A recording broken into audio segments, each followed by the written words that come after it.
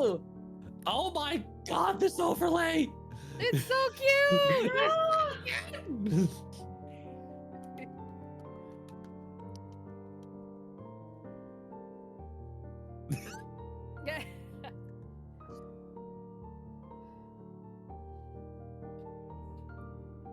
Oh no, we can't hear Codlin.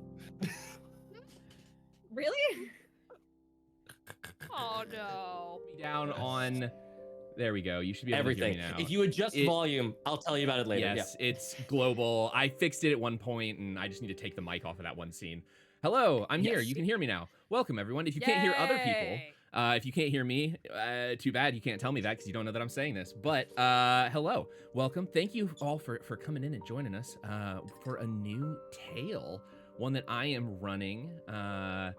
We are jumping into the world of Caerwyn, a homebrew setting that I've been working on now for 12 years. We don't need to date it. It's fine. Don't admit It's the fine. time dilation. Yeah, 12 years. This is fine. And some of that was COVID, so it didn't count. But this is a world I actually ran years ago before I was ever on Tales, in the dark times. No, in the great times, because I made a lot of really good friends, like Robert and other friends. Luna, I think, was there for that time as well. But yeah, we're jumping back into that world, and we're jumping into a new system. We are going to be running Fabula Ultima here, which, if you are not aware, Fabula Ultima is the TTJRPG system. It is amazing. Matt and I first saw it, and we were like, oh, this looks like a JRPG setting for D&D. That kind of feels dumb. Like, why are we continuing to make all of these D&D things? And then we looked at the rules, and we were like, oh, no, this is like playing Final Fantasy, but as a TTRPG. So it's super cool. We're super excited. And yes, it does abbreviate to FU, which is close to my heart as well, Luna. Never thought of that. All right, let's see. We got that. We have spawners. Check out our glorious sponsors. There's all sorts of people. If you were here last week, Out of Orbit, I think, is the Kickstarter done, Matt? Do you know? I think it's still going. Is it still running? Okay, cool. I can't remember. Let me go. I'll go look at it. Andrew added a new tier. I got the email update. Ooh, there you go. Which So yeah, go check out our friend Andrew's game, Out of Orbit. It's on Kickstarter. It's a Scene Quest game. It's super cool. We played it the last few weeks. Andrew might be back. We got talks here. But we will be doing this for the foreseeable future on Wednesdays. And does anybody have a boner they want to share? Because we got the sponers. Anything? No, the camera doesn't go that low. Yeah, it's too early in this that's not game for that. This is also a family-friendly TTJRPG, so are we able to do the boner part? It's not just the fact that it's Final Fantasy. It's just more the fact that I get to actually play a Final Fantasy-esque game. We all have a weeb boner. Yeah. Perfect. Yes, the weeb boner is satiated. No. I got a better one. Zephyr. I don't know if I could say the actual word without. Betty, you can do tweet. Sephiroth. Okay, we did it. We have. I don't know if I legally can. You can. It's parody. Patreon. That's the next thing. I'm working through the list in my head, if you can't tell. Patreon is the other thing that we have. Come check us out. Come hit up our Patreon. There's like ways you can vote on systems. I'm still figuring out exactly how this is going to work in with this. At the very least, this game that we're playing here is long form. It's going to be longer, but it's going to be kind of built into arcs. And in between each of the arcs, we will probably be like playing other games and doing other fun stuff and inviting friends on and doing all sorts of cool things. You have friends? I don't have friends. We have friends. Tails has friends. I don't have any friends at all. Yeah, that's why I'm here. That's why we're here, right? To fill that void. Yeah. Oh, cool. Yeah, doing a 5e campaign, moving into Fabula Ultima for a side mission this Saturday. Cool. Yeah, it's what most people say. Luna, that's very accurate.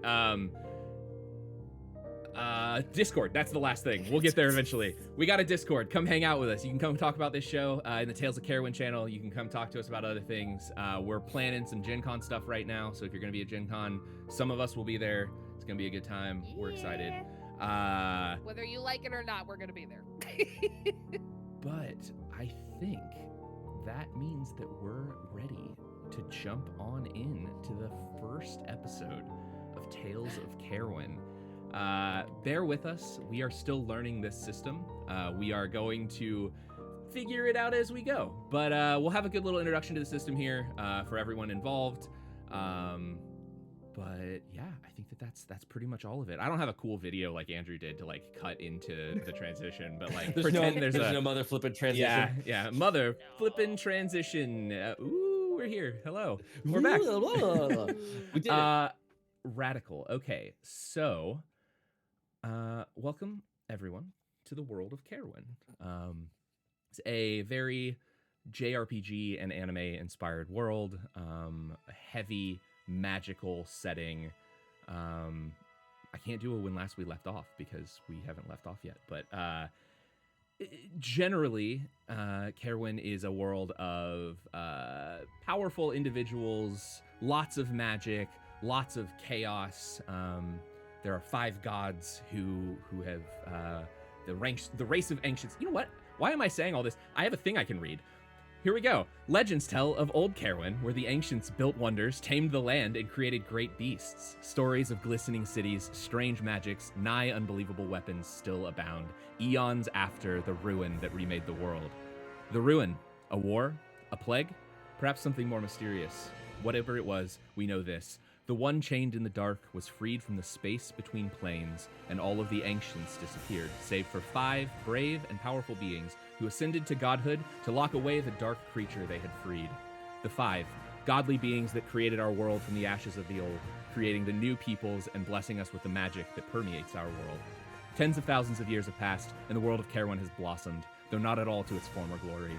Great pockets of civilization dot a landscape of monsters and beasts. Old empires fall, making way for new ones. Now nearly 200 years has passed since the end of the last Great War, and the land has entered a golden age. The High King and his descendants rule from the city of Eklund's Fall, and trade flows from the Isles of Doveport and Claythorpes. Magic, once wild and primal, has become a matter of study and practice. Arcane items improve the living conditions of the common folk, and the discovery of arcanium has fueled a minor industrial revolution in many cities. The royal armies are strong, but rumors of strange beasts from the north spread throughout the empire, and now tales that an ancient magic might be returning and places of ancient power are being discovered across Caerwyn. Hushed voices whisper in the dark of the Raven King. The Middle Empire, and with it peace, hold. But for how long? And so with that, we will jump into little descriptions of everybody's character. Is there anybody that wants to go first? I'll do a little groundwork, but we will roll right into this. If not, I'm just going to choose somebody. So if anybody's not feeling brave. I think we're all a little too stuck. Okay, yeah, Taylor's all in. All right, so ready for this. We open in the city of Eklund's Fall, the seat of the Middle Empire, the largest city in Caerwyn. Today is the Festival of Given Light, a festival to celebrate the gift that the giver, one of the 5 gods, the head of the pantheon, gave to the world when he created Caerwyn. And so you are in the city in a specific district, kind of hanging out. The festival is just getting started, kicking off. We've got some games, we've got some good food. Everybody seems to have kind of turned out for this day. And so Taylor, where is your character in all of this? What is their name? And what are they doing? So my name is Saoirse, and I'm very excited. All of this is really new to me, so I want to be trying as much of the food as possible. And Saoirse is sort of like 5'5", 5'6". She's wearing a white silk blouse with a mini black corset and sort of nondescript black pants / leggings with some brown boots, and sort of around the back, tucked into her pants, is sort of like this pastel pink and brown scarf that's sort of made to look like a half skirt type thing. She's got a little satchel strapped to her thigh, and a crossbow folded up at her back as well. But there's something a little unusual. Like, she appears to be human, but there's something about the grace and the speed of which she moves just doesn't seem quite natural. Hi. We're all laughing at the Taylor faces. Taylor celebration.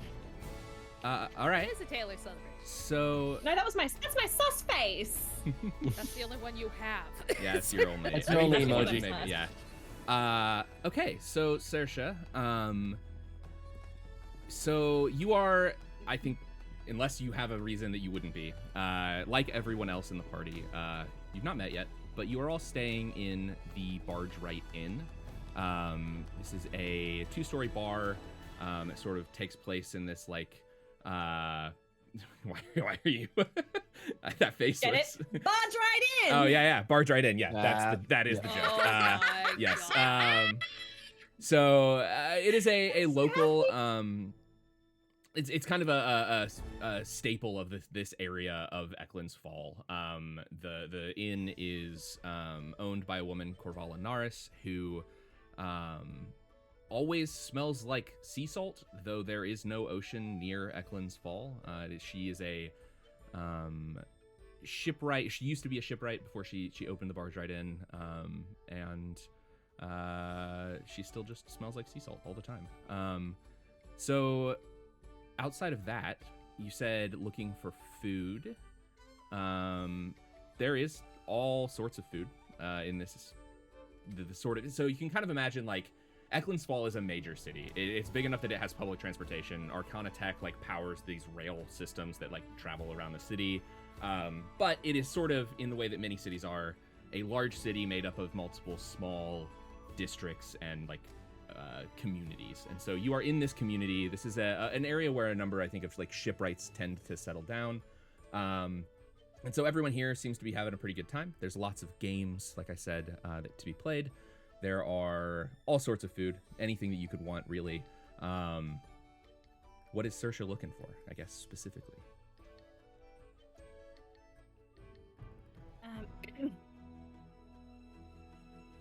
I'm trying to picture what, like, era-esque. I'm assuming, like, this festival is kind of like the Melbourne Show. Not that that means anyone to anyone here. It's like this cultural Haley's got it. touchstone that you don't Yeah. have. Is that right? Yeah. So, yeah, I know what's up. It's a So this- state fair-ish. vibe. Yes. That's what I'm imagine looking that, for. but in like the streets of a city. And so, Yes.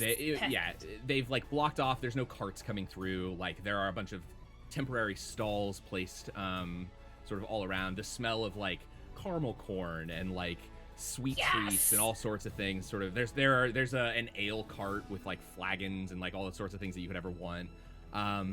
General vibe, because this is, I think, a good way to maybe introduce this. We are sorry if you can hear my dog in the background. We are sort of post Regency, sort of Victorian-y era dress and garb, though it is as likely to see people in like full suits of plate armor as it is to see people in like vested coats with like cloaks and, you know, top hats. And it's sort of a smush of a bunch of medieval, Victorian, Regency, all that time sort of just like jumbled together. And there's a lot of technology. It's kind of Final Fantasy-esque in that like technology, to give an idea, arcanium is a magical metal that is used to produce like magical devices. Lots of people have what would be this game's equivalent of like sending stones, and they're not cell phones, but like people are in communication. There's ways to do all that sort of stuff. So you see people walking around like sort of decked out with gold and silver and looking nice. This is definitely a day where people have come out trying to look their best as well. I would like to try the most unusually named ale. Not really interested in like how exquisite or where it actually came from, just what sounds the coolest. And then that caramel corn sounds awesome. Okay. Yeah. So ale-wise, God, you're already putting me. I should have known that y'all would do this, but you're already putting me on the spot for coming up with names. I'd like you to name all of the Yeah, hold on, hold on. I have a list. I have the ales of Caerwyn written. Yes. Let me pull that up real quick. The most important details of this world have already been figured out for us. Yes, exactly. You just need to look them up. Yes, I do. Ales and other beverages. There you go.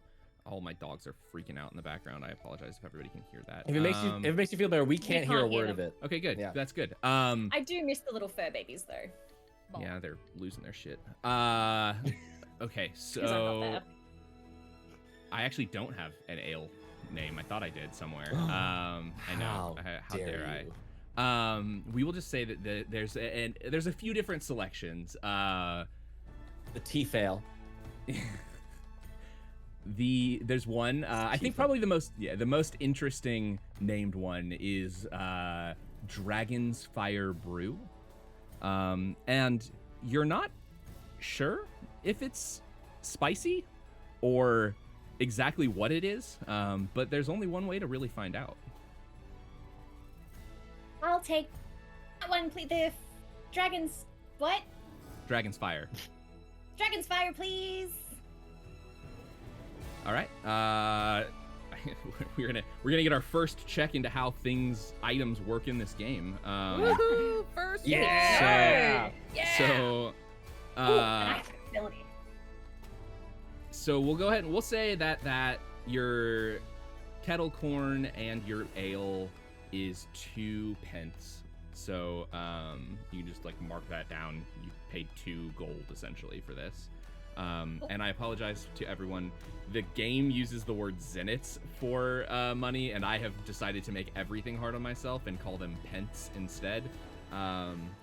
So Sometimes you're just a little bit extra with the world building, and you just need to rename a thing that the game wanted it to be one name, and you're just like, no, fuck you. Yeah, you don't know what you're talking about, game. Name it something. But yeah, okay, so we're gonna call this. We're gonna do our first roll for your ale, and we're gonna figure out what happens after you drink it. We're gonna figure out what we're learning together what this ale is. So give me. We're gonna do a might and willpower check on this. So Okay. you will roll your That is might a and your D6. willpower die. D10. And then, all right, Matt, tell me if I think this is correct. Yep. You add them together Mhm. for a check. Yep. Yes. Okay. So, cool.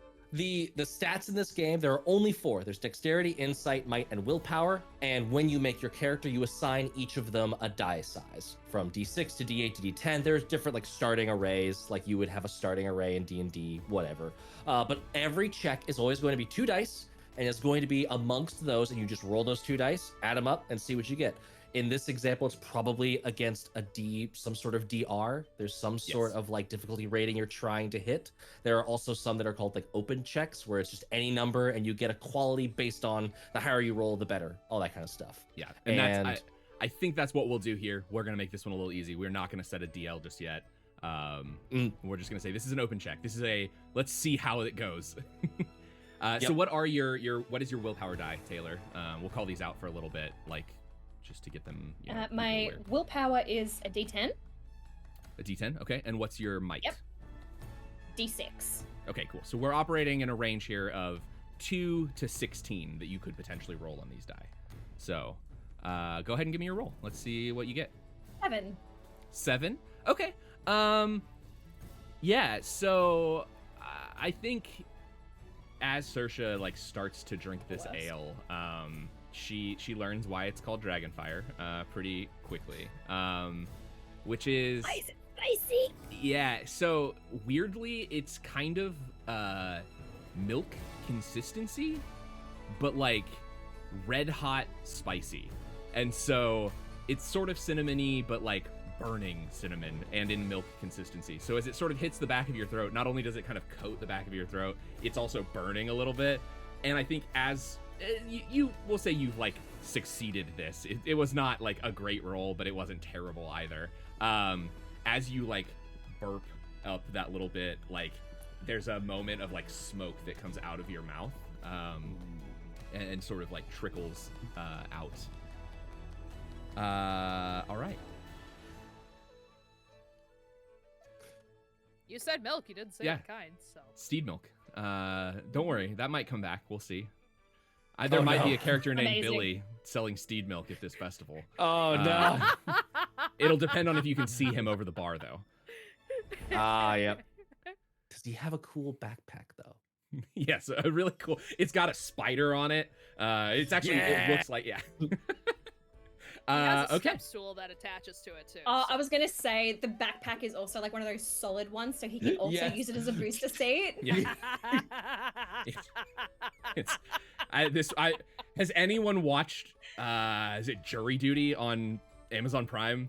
I don't know, it doesn't matter. This guy has a fucking like fold out chair pants that he wears, and he just like yeah, it's great. That show is amazing. Highly recommend it. Yes, Andrew, Jury Duty is the best. Okay, well, back on track. So yeah, as you're walking around, you got your kettle corn, you've got your dragon milk, your dragon, that's an actual beer, your dragon fire. Dude, dragon milk is good. It is pretty good. Unless you drink a lot of it, it does not come back up well. I mean, it's a milk stout. Drink a lot of it was the first problem. I made a poor decision to get a chalice full one time. It was 32 ounces. It was awful. Schooner night. It's actually making me feel nauseous. Yeah, it was just awful. thinking about it. That's all right. We'll move Yeah, on. don't do So, because you just spoke up, Haley, we're gonna go ahead and jump to Miss Theodora. Ooh. So Miss Buttersby. where Excuse me. is Miss Buttersby? Miss Buttersby has been making her way around the markets. She has been collecting as many food samples as she can, and having to pay if she requires. So she's putting down a lot of money on all these new exciting treats that she's found. And then she wants to try and find somebody that looks polite enough. She wants to ask about the heart of the festivities and how she can find the most active area. Yeah. Oh, and by the way, Miss Buttersby, she looks like, I have a description, I forgot about that part. Theodora has dark curly hair styled into like a sophisticated updo, and she wears a Regency era inspired gown in like warm browns and neutral tones, with a high neckline featuring a subtle cutout. The fitted bodice is cinched at the waist with a wide belt which hangs like an array of cooking knives and cutlery. She's got long flowing bell sleeves, and she has like gloved hands, and strapped to her back is a massive pan.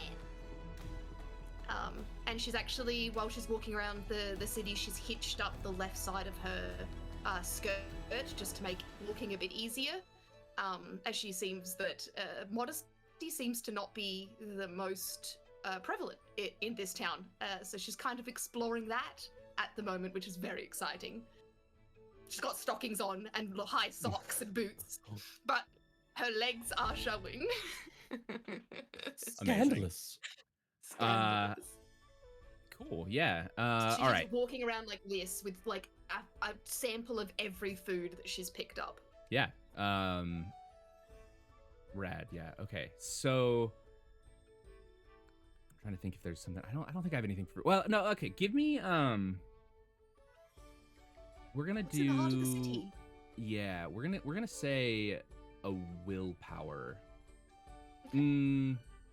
We'll do willpower Please? plus the other one. God, my brain. Insight? Insight. Thank you. Yeah. All I Okay, could think was so that's- inspiration, and I was like, that's not the right word. That is. Yes, we're gonna do. We'll do those. That's a D6 for insight and a D10 for willpower. Okay. So another got 2 to 16 range. 9. A 9. Okay. So from what you can tell, this area. So I guess one question would be: are you in like this area that I described a minute ago? Like, is she making her way to the area with like the barge right in and like some of that where Saoirse is? Is there? Yeah. I think So wherever the revelry is happening, wherever there seems to be, the busy, like I kind of feel like she's on the outskirts of the streets at this point, making her way deeper into wherever there would be dancing and music and other such exciting activities. Yeah, so the festivities are all over the city. As you get closer to like the college area, which is like the center of the city, that's like where the castle is. That's where like lots of the more noble areas are, things like that. There would be more, but this area that you're in, or like that you're kind of headed to, I think probably what has happened is as Teddy has like sort of rolled into the city, very confused, but rolling with it, I think, right? Yeah, kind of like what is happening. Last year's festivities were much calmer, but I'm excited for all these new innovations. Brad, okay, so I think it's asking around with a 9, someone points you to sort of the like, I don't have a name for this place, but like it's the docking district, but like it's the place next to that. It's like where all of the like dock workers live. Yes, the docking district, Matt. It is Am I being sent somewhere to die? So walk through the dock? the upper Smells boroughs quite a fish. is where you're headed, which is like kind of near the northern lake is Lake Banba. There's a harbor up there, and the north docks are like right there. So this is an area, it's a little bit better off, but it is like still people who are like working in the docks. That's where the barge ride in is, as well as some of the other buildings and things that are here. Yes, lodgings. I like point and I recognize that's where I started. And I think I kind of reorient myself. I think in your travel here, you woke up. I guess how when did you wake up? Like in. However, so how long do you think? So from like about, if I talk about the map, I was just past Addersfield when I decided to make camp before continuing on. And then when I woke up the next morning, my cart, my chaperone, and all my supplies were gone. And I managed to hitch a ride with just caravans traveling that way using my charm, and I helped cook. Cool. Okay. Yeah. I think it's probably been like you probably had another 2 days of travel on top of like from there. I think with that, whoever you fell in with, revelers coming to the city for this festival, as everyone that you kind of like same as Teddy. And they probably would have told you about the barge, right? It's like a pretty like low cost but nice place to go, where you were going to be like taken care of. So yeah, as you make your way, you find it all right with a 9 for that roll. That was sort of just a general vibe check of how Teddy's doing and how getting into the city's going.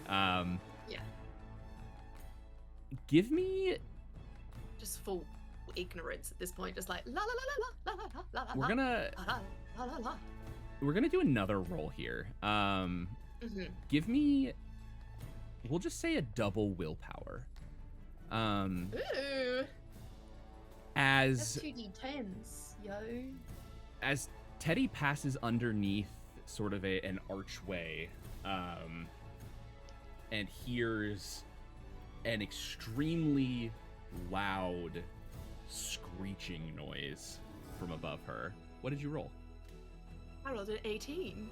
Okay. Whoa. Fucking nailed it.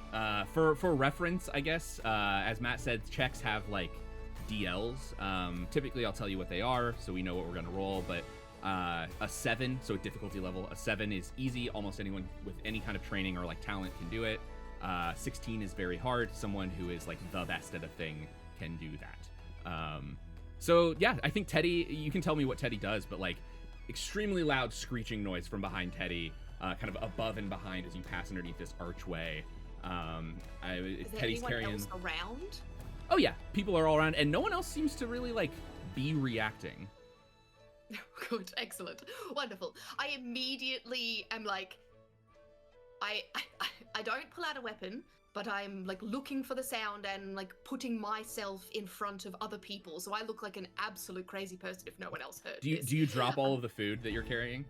Yes, 110%. I drop Cool. everything and I put my hands in front of me like clasped like this, but technically they're actually like rubbing against the leather belt and access to my knives, but I look very like calm and poised as I like put myself between other people. Okay. Cool. I think with an 18, you do this and like nobody really cares. Everyone is kind of caught up in their own thing. And as you turn around, you see what we all would know as almost a maglev elevated train screeching to a halt at a station. Though this is probably not something that Teddy has ever seen or has any frame of reference for at all. No, throw a knife at it. Are you throwing a knife? What is it? What does it look like it's made out of? It's think a little bit higher tech version of like the trains in Avatar. If you like in Ba Sing Se where they like do the earth bending and like move so that it's the bottom is metal and seems to be maybe like copper with these glowing silver mercurial almost looking studded bits of metal underneath it. And for us that know like what a maglev train is, those are like the magnets. That's what repels. That's an arcanium. The top is mostly wood though. So this is sort of it's like a carriage put on a track, like on a sled, but very square. Yeah. Fuck. All right. I think Teddy's actually a little bit scared. She like turned around with quite confidence, thinking like, yes, I'll deal with whatever's screeching and heading towards us, and then sees this giant thing like flying overhead. She is that's most disagreeable, and kind of like back away from where the tracks run. At any point, like I feel like she's making a spectacle a little bit in hopes that someone will talk to her. She's like, oh my God. She just is leaning back on like a rock pillar or like something like that. Okay. Yeah, I mean, I think, well, actually here, we'll say this. Is anyone else, Mel or Matt, are either of your characters in this same area? Would they be headed to the same place? I will say, same inn? My sort of like railroading this is that you are all headed to the barge right for some reason. Whoever told you, like, that's up to you guys, however you heard about it, but like, to get you all in the same place, yes, you are all headed to the barge right as the inn that you would stay in. I think I could be there, Mel, if you don't want to immediately jump in. Go ahead. Okay. Then nearby is man about 6 foot, big but not like overly big physique, is covered in a black traveler's cloak that looks like there's about as much ash as there is dirt on it. Overall, just looking worse for the wear, kind of the Bitmojis. The definitely looks like he's been on the road for a while, and his white long hair stops about mid-shoulder, is about as filthy as everything else is.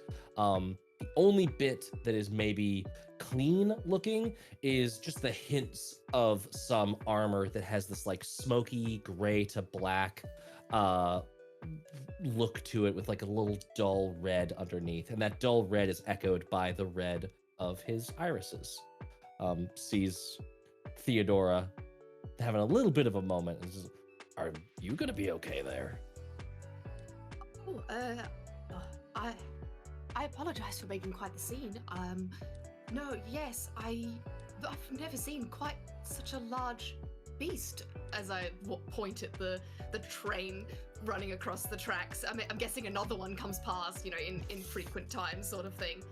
And I kind of like shuffle back again as another one comes, and I'm like, it's quite the change since last year. What? We call them trains. Trains? What manner of beast is this train? Running through the city like this? It's not. Think of it like a carriage. It's like a carriage. There's a bunch of we had them last year too, with carriages next to each other, a lot of them, and they just sort of move around on the tracks. They don't clean them very often. Metal gets squeaky, hence the screeching. Yes. Wow. Most agreeable. How exciting. All right. Well, this is... Isn't agreeable? You seem unagreed with. I'm learning, right? This is something new. I have not seen this. It was definitely not here last year. And she like watches it goes overhead. She's like, but I guess with magic, there's a lot you could do in a year. She kind of just like looks a bit confused. Anyway, I should move on from these tracks, I'm going to say. Mm-hmm. Nailed it. Thank you. And I'm headed to the, what was it? The Barge Right Inn. It's my accommodations for tonight. That's where I was just heading, on a recommendation that it is cheap enough that I can afford. Well, would you be so kind as to escort me? I seem to have lost my chaperone somewhere on the road a few days ago. Sure. Yeah, I can help you out. It's right this way. Teddy's like gonna link arms with you, hand on like okay. the thing. Sure, we can do that. And then we walk to the Barge Right Inn. All right. So yeah, you make your way there. Finally, last but not least, for sure, Mel, where is Fiona in all this? What is she doing? What does she look like? And tell us a little bit about her. So amidst all of the ruckus of like everyone going to like the next activity, or it's like, hey, we're gonna go to that food stall and all that other stuff. There's one person that seems more distracted with the book that she's reading rather than all of the other things that are happening. And I just suddenly realized I made Belle as a character from Disney, so oopsies. So Does she have a provincial life? Just wait till you meet the Beast. Oh my. Oh my. Didn't we just? Isn't that the train? Yeah. Some trains might be Don't running, want to yes. train on There's a gif. Fiona this early. There's a gif of that. So, Fiona, she's very distracted with her book, but behind that book is a pair of like big round glasses, kind of more wild, like untamed brown hair that kind of reaches her shoulders a little past it. She's a curvy woman, but very much somebody who is very distracted with her studies. She looks very scholarly, for lack of a better word. And she kind of has this... The only thing I can think of for clothing of that time period is it's a mix of like Bridgerton Regency with like Jane from Tarzan, where it's like kind of the slim fit sort of deal, like Jane from long Tarzan's like skirts. feels like a good pull there. That Yeah. like Okay, Regency yeah. era would have been the like, you know, giant skirts with Those like huge underskirts for skirts, like yeah. ball gowns and No, stuff. Regency era is tight-fitting, low A-line dresses with boobies out. That's what Regency is. Okay, then never mind. Regency is like a Whatever time of- era, yeah. Victorian era, I guess. Victorian would be era. yeah, is that's Yeah. boobie yes. dresses. Yeah. Sorry, I will. Yeah, no, please, thank you. I don't know my fashions, I guess would be. Yeah, but she has like it's long skirts that like, you know, touch the ground, and kind of like the heels that Jane would wear in the Tarzan movie, where it's like I don't know what you would call it. It's like leather and stuff, and it's like a small boot of sorts. She has like the corset kind of middle, where it's like another layer. It's not necessarily a corset. It's kind of like a woman's version of like a vest. And it's all like, yeah, so Yeah. it's very earthy tones. It's like browns and greens and like cream and that kind of thing. And Fiona Pentagast is her whole name. She actually lives in Eklund Falls, so she attends the college of the ladies' college of all the colleges that exist in the city. So I'd imagine she's more familiar with like kind of the ebbs and flows of the town, and kind of like, you know, still distracted by her book and dodging left and right and kind of like ducking her head and stuff. She's very serious about her studies, so she doesn't want to be distracted too much from her aha moments she might be on the verge of having. All right. Radical. Okay. So I think you all now are in the Upper Boroughs, near the Bars Right Inn, which every time I say that now, I laugh in my head a little bit at the joke. Yep. So You're welcome. Good joke. if you want, I mean, obviously it's a role-playing game. You guys get to choose, but there are a number of games to interact with. I thought this would be kind of a fun way to introduce the rolling mechanics, introduce how like conflicts and checks and scenes and things work in this. So the first thing that I'm gonna say is we have a clock, our first clock. Sorry, I just got distracted. Is stream super like weird for everybody? Is it real blurry? It might have just been my computer being weird. I think that's all good. Okay, cool. I was distracted. Radical. Okay, so we are going to do our first clock. What we are building towards, you all won't know. It is a unnamed clock. We'll find out what happens. But actually, you know what? We're gonna do 2 clocks. We're gonna get real crazy with this. I'm gonna lean real heavy. Why not? So in this game, for those of you who don't know, and for me because I'm still learning, basically everything is a check. There are scenes that make up sessions. Sessions make up campaigns. Within each scene, certain things are happening. Combat is just a conflict scene. Other things can be conflict scenes as well. That's basically just a time where like 2 parties are opposing each other. Outside of that, there are just other kinds of scenes. There are interlude scenes, which is what we're in sort of right now, where just like things are happening. We're just hanging out. We're having a good time. There are also game master scenes. We'll get into those at some point here. Probably at the end of this session, there will be a game master scene. That's one where I get to have fun and you all just have to listen. We just watch. But yeah, so we have a number of games. I can describe them all to you if you would like. But basically, we have 2 clocks. I need to get a UI here for clocks. I will do that on our next game. I will make clock segments. But the first is just a 4-segment clock for the festival itself. We are building towards the fireworks at the end of the festival, which will sort of signify this is the festival of given light. This is about the giver sort of creating the world and giving life and light to the world once that was done. And so, it ends with fireworks. That's what I was trying to say. So we will have a clock. If you would all like to keep track, you can, or I will keep track, but it is a 4-segment clock. And we will do things when that moves forward. And then I'm keeping a little secret. 2 clocks? Yes, or a secret clock?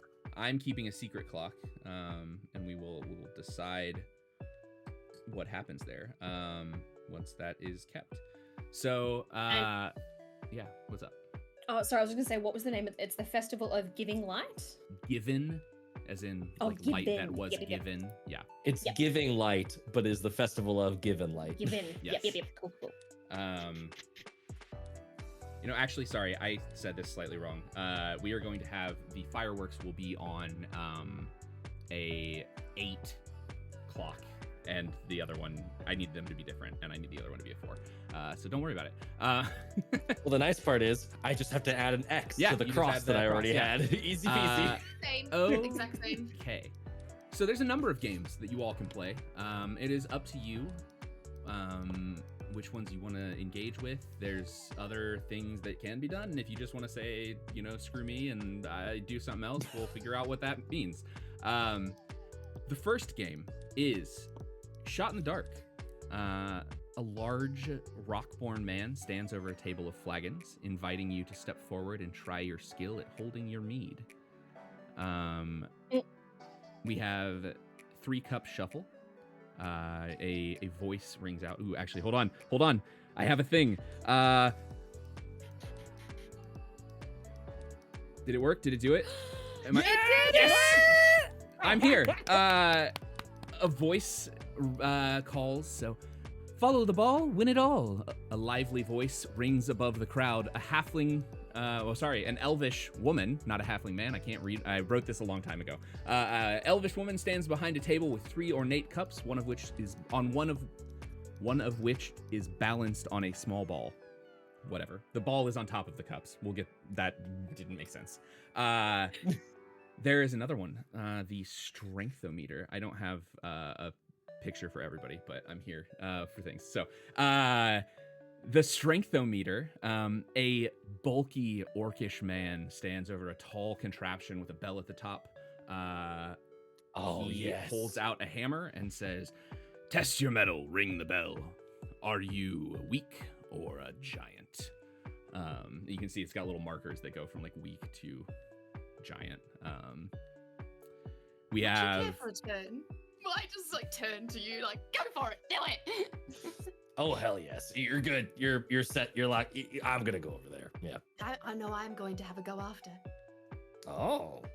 Okay. We'll do real quick rundowns. I won't do the full thing for all of them. Okay. There's King of the Sorry, Tower. I got excited. No, you're good. You're good. No, we should. Yeah. We've King of the Tower, which is a you'll have a choice. It's either acrobatic kind of thing or like athletic skill. Or Duelist, which is a wand dueling competition. If anyone would like to try that. And then Lyre, L-Y-R-E, L-I-A-R, Lyre, which is a storytelling reaction counter game. So like there's like an audience meter, there's like a little spell arcanium thing that like as the audience reacts to your story goes up, and whoever gets high enough wins something. So those are the games. You are all free to do whatever you want. And it sounds like, Matt, you want to do the strengthometer. The strengthometer for sure. All right. So that is going to be a might check. Unless you want to try to tell me like another, like I think for this it makes sense that this would be might. Might is also my D10, so Yeah. might is Perfect. 100% what we're doing. Here we go. Ooh, just a 9. Okay. So fun here. As the half orc sort of hands you the hammer, you bring it around and swing. The little bell thing goes doo-doo-doo-doo-doo-doo, and it stops about halfway up. And you have been marked on there as Mortal Man. And your award, your prize is try again. If you would like to swing again, you can. Yeah, I can do better than that. And I'll just swing again. Yeah.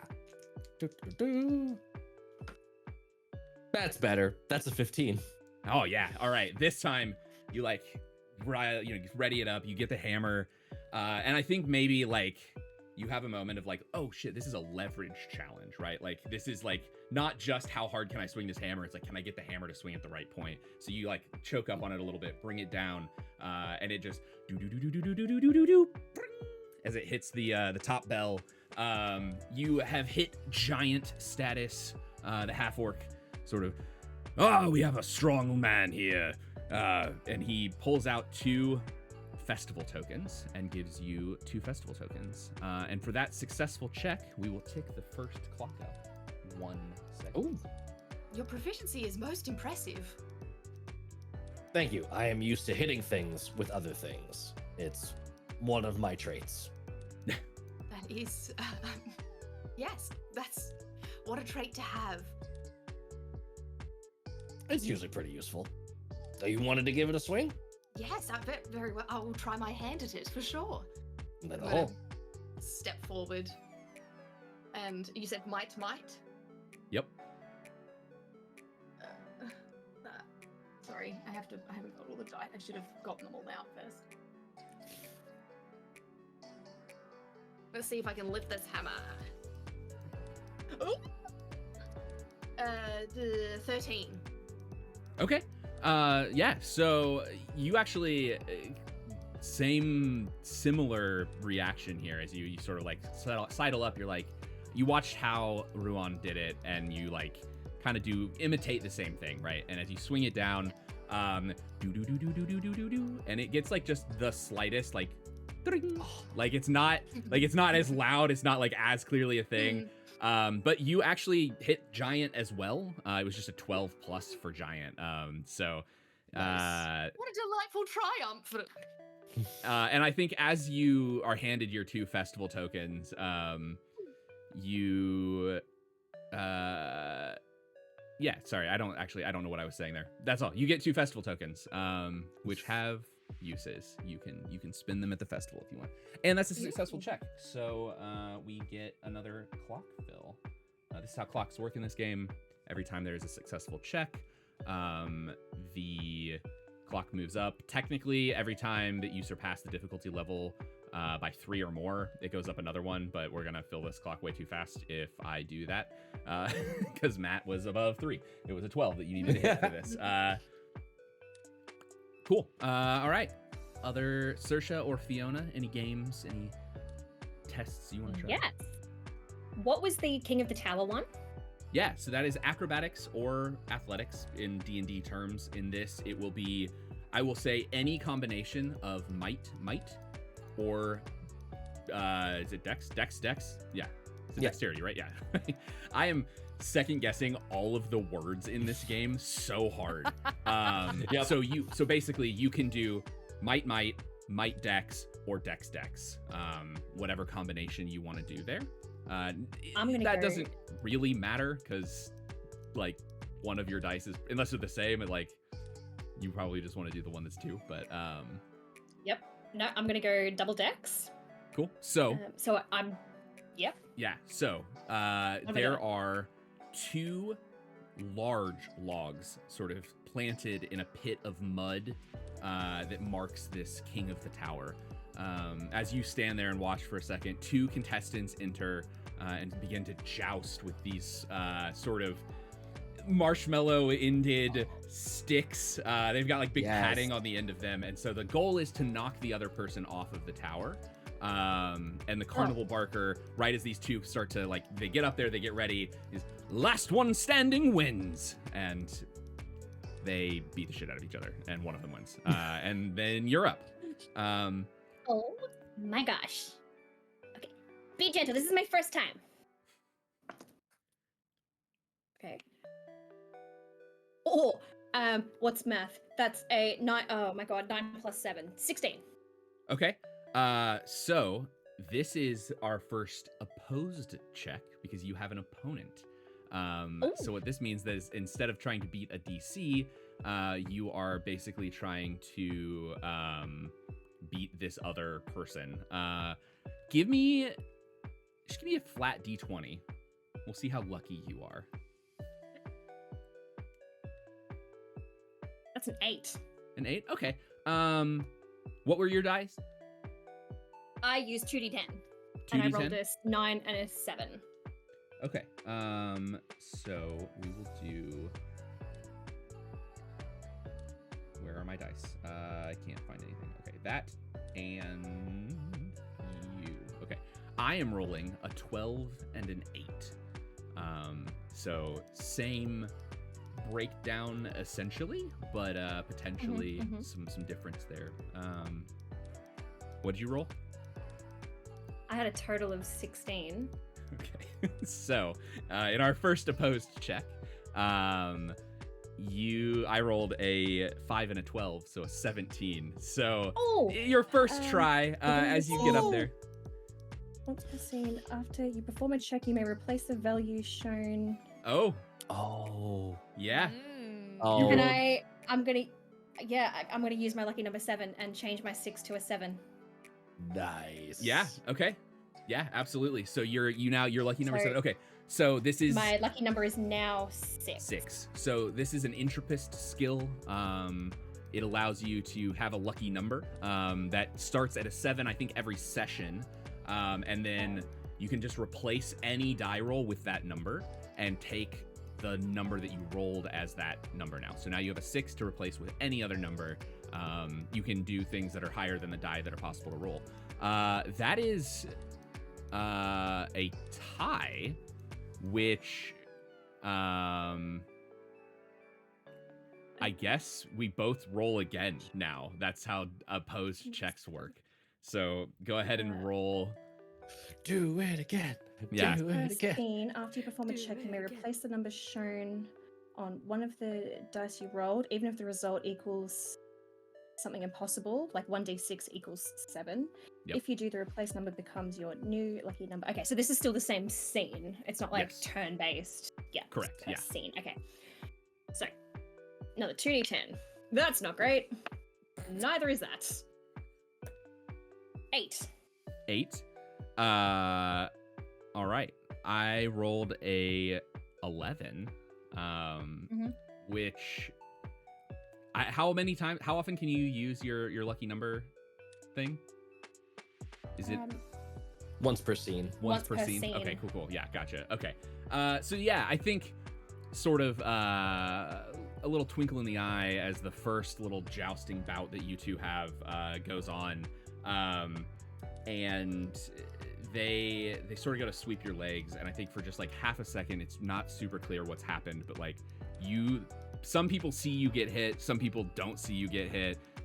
Everybody's very like, whoa, like that was real weird, right? Like some people start to cheer, some people are just like, why are you cheering? And then you sort of pull out of it, and in the second little bout, they do actually manage to like knock your legs, and you just fall into a pit of mud. So you're a little muddy now. But as you walk out, the gate has a little tiny piece of arcanium on it, the gate out of it, which sort of strips the mud from your clothing and deposits it back into the pit. So you are That's fun. cleaned up. I do Oh, go ahead. No, like I give myself like a bit of a sniff. Does it like clean, or is it just the mud? It's just the mud. It is just like it's like a reset to wherever you were before you went in. Okay. But you get a festival Alright, I still token smell like for playing. blueberries. Yay! All right, Fiona, Mel, would you like to play a game? Yes. So Alright, Jigsaw. I thought to say that. Would you like to play a game? Play game. So one question I have is the dual wand wielding one. Am I able to do that with the tome I have, since I don't necessarily have a wand? Yeah, so you actually see in the duelist game, they have little wands for you to use. So you don't have to bring your own thing. You don't actually even have to be able to like use magic necessarily. Like it is in this world, magic is inscribed into materials. Wands are basically just a thing that can be inscribed on, and so they contain a spell.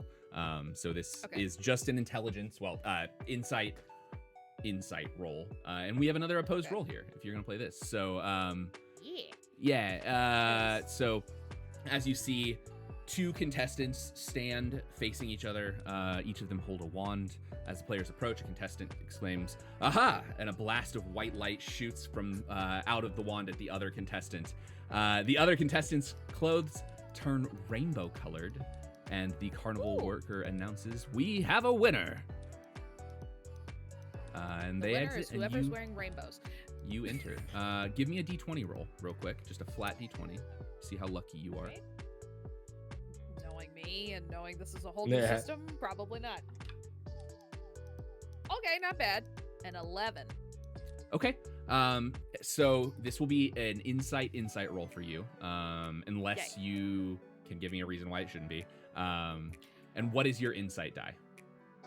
My insight die is a 10. Okay. And I'm Nice. hoping to actually use the flash of insight, but that would only be if I'm successful in getting a 13 or higher for the check. Okay. Yeah. Go So ahead. Should I quickly explain that Yeah. first? Or... Explain what that does, Okay. and then we can.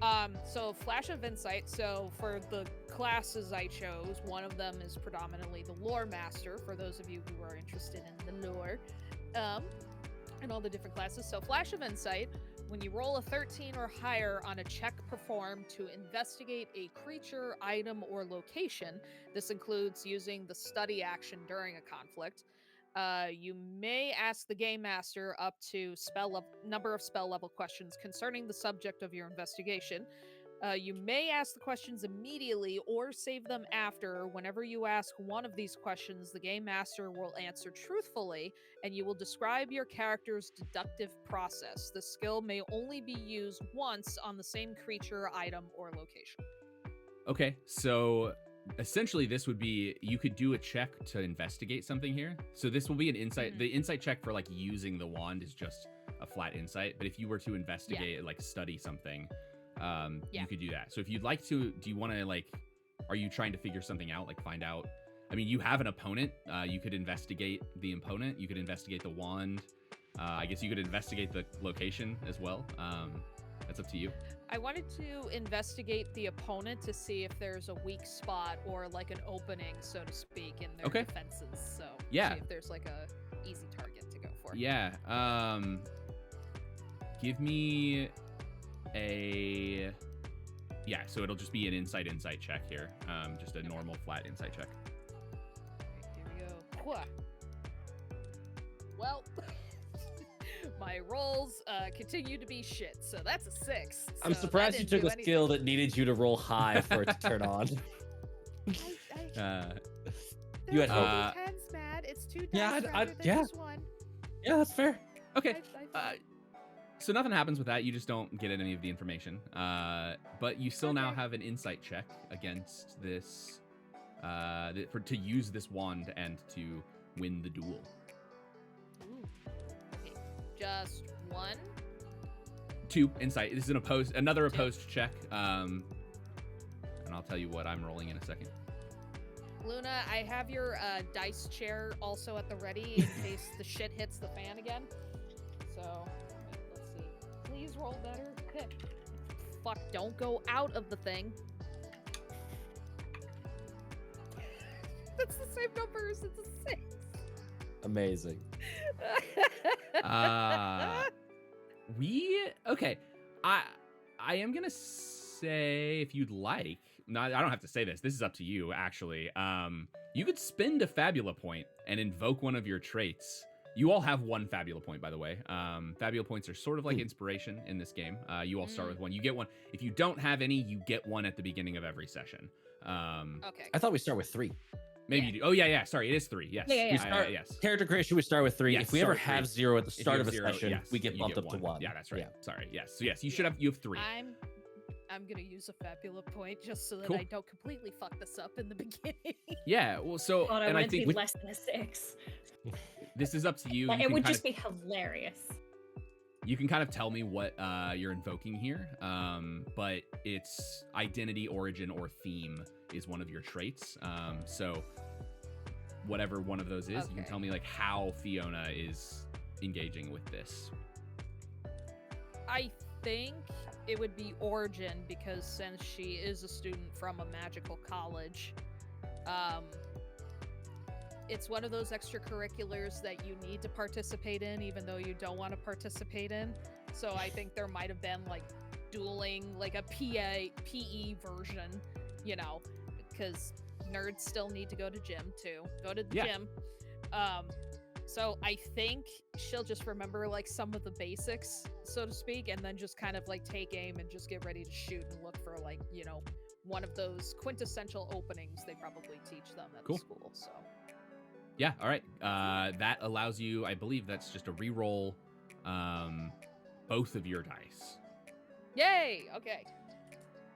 You can, when you do the Fabula point with invoking a trait, you could choose to just reroll one of them. So like if you were if you were rolling like D10s and you rolled a 10 on one of them, but the other one was a 1, you could Fabula point to just reroll that second one to hope for something bigger. It's just gonna be both, I think, because I kind of rolled That's for valid. shit and. That's valid. Yeah. Wee. I should have just kept the 5. Nah. That's a 9. It's better. All right. Yeah, sadly, that is Yeah, I I rolled a figured as much. 13 on a D10 and an 8. Jesus. So I rolled a 10 Did on I the D10. fail the check and get a Fabula point back? No. Fuck. No. Oh, well. No. You only get a Fabula point when you fumble, which you have to yes. roll 1 on both Oh. dice. Yeah. Well, I also, tried, real quick, guys. crits in this game are not the max value on your die. It is any double value greater than a 6. So if you roll, or 6 or greater. So if you roll 2 6s, 2 7s, 2 8s, 2 9s, 2 10s, 2 11s, or 2 12s, that is a critical, and that just means you succeed no matter what. So you could actually roll under like a DC. If you roll double 6s, you could like roll a 12 and for a DC that's higher, or like an opposed check that's higher, but you just like automatically succeed because it's a critical success. Yay! And you get the effects of an opportunity, which is another like special thing that you can do. Yay! But I failed in glory. But not now. Not yes. now. But it's okay. So you like take a minute, and I think maybe like what's happened here is that this wand is sort of like it's a cheap little toy for the most part, right? Like you are more used to like real magic and like real like items of magical power, like a real wand, and like casting your own magic. This is literally just like a thing that fires off someone else's spell carved into this wood. And so as it goes, you like sort of blast out this bit of magic. It hits, I think, sort of Harry Potter wand style, locked in combat. You know, those really good movies that have no source material that is not associated with anything. Anyway, yeah, so that it blasts through yours, and you now have very lovely rainbow colored garb. Like all of your clothes are now bright rainbow colors, and you get to wear that. It lasts a little while. In D&D, this was actually like a time, but like this is just until it's funny for it not to be there anymore. Your clothes are rainbow, marking you and a number of other people. You see a bunch of other people in the crowd now that are all like also rainbow garbed who have played this. The rainbow of shame. Yeah. But you do get a single festival token for that. Yay! Money. So, yeah. All right. So we still have lots of clock here. So there's more that we want to do. We have. What's the time right now? Just curiously. Is it afternoon, night, day, morning? It's like early. I guess it's like late morning. So we're like 11 p.m. kind of, or sorry, 11 a.m. kind of thing. Like it's approaching lunchtime. It's still fairly early in the day. Are we in like a gaming area that's near the barge ride in? So that like. So the street that the barge ride is on, this is like, you're just basically like where the barge ride is, and it's turned into this sort of like festival area. And you get the idea that like these like games and like events are sort of all throughout the city. And it's kind of just like, it's close to wherever you are. And there might be small differences between each of the groups, but like for the most part, it's just that, yeah. Same games scattered around, yeah. I was wondering, because if it's close enough, then would I have been able to clock Saoirse or Saoirse as a familiar face? I think, yeah, absolutely. I'm gonna say because Saoirse did the giant tower of getting hit in the mud. 100%.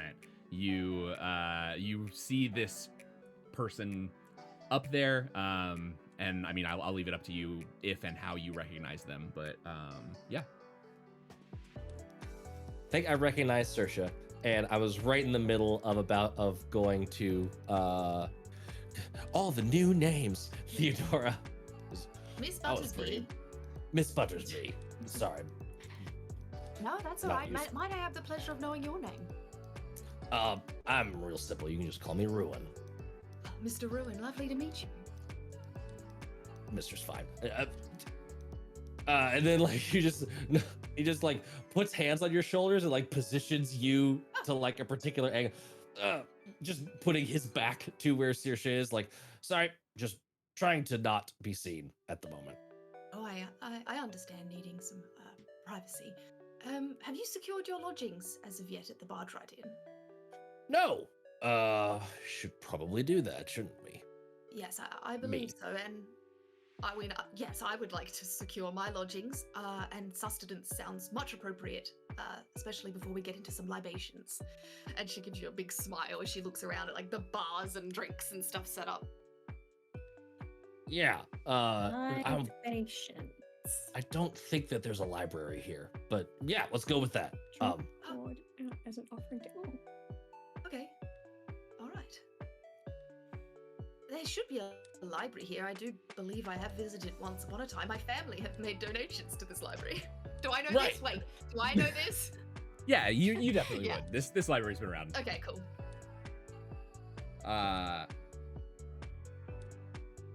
Cool. Yeah. What are you doing? I guess. To the inn. Yeah. We're So securing I our will. lodgings. Ruin's just gonna like, yep, just right over that way. Just gotta go right past here. No. Do I skip recognize,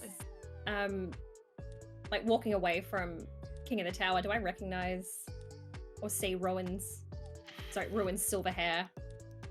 Do you? Can I? Yeah.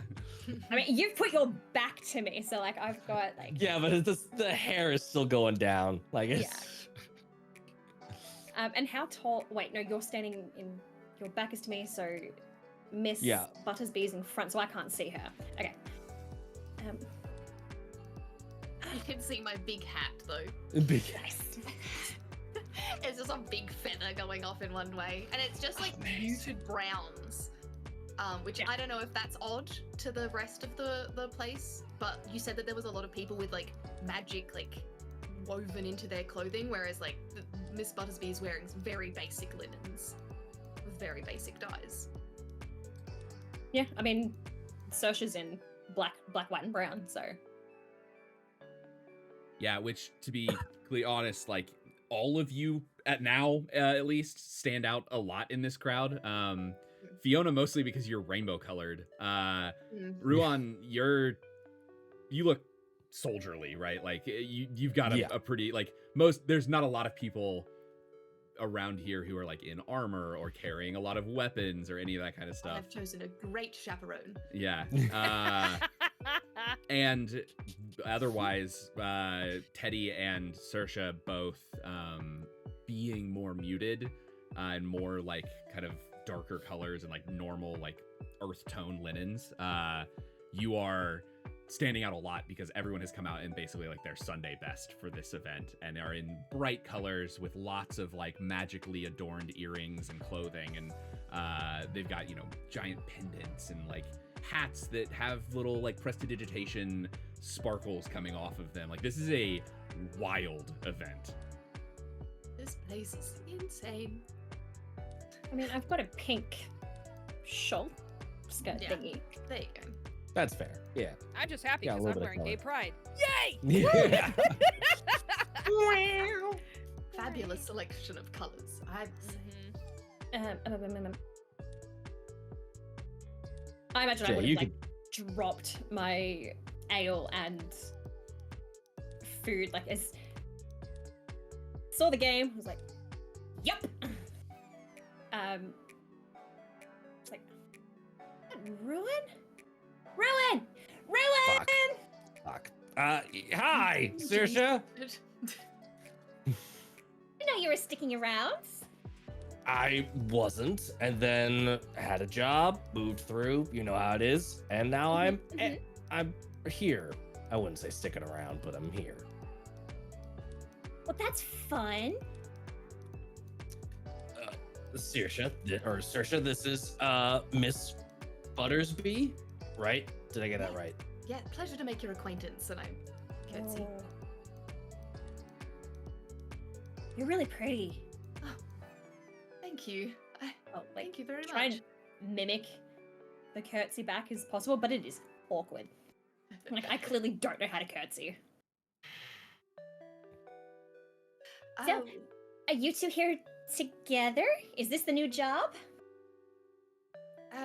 We are both securing lodgings at the current moment, I guess together. Oh.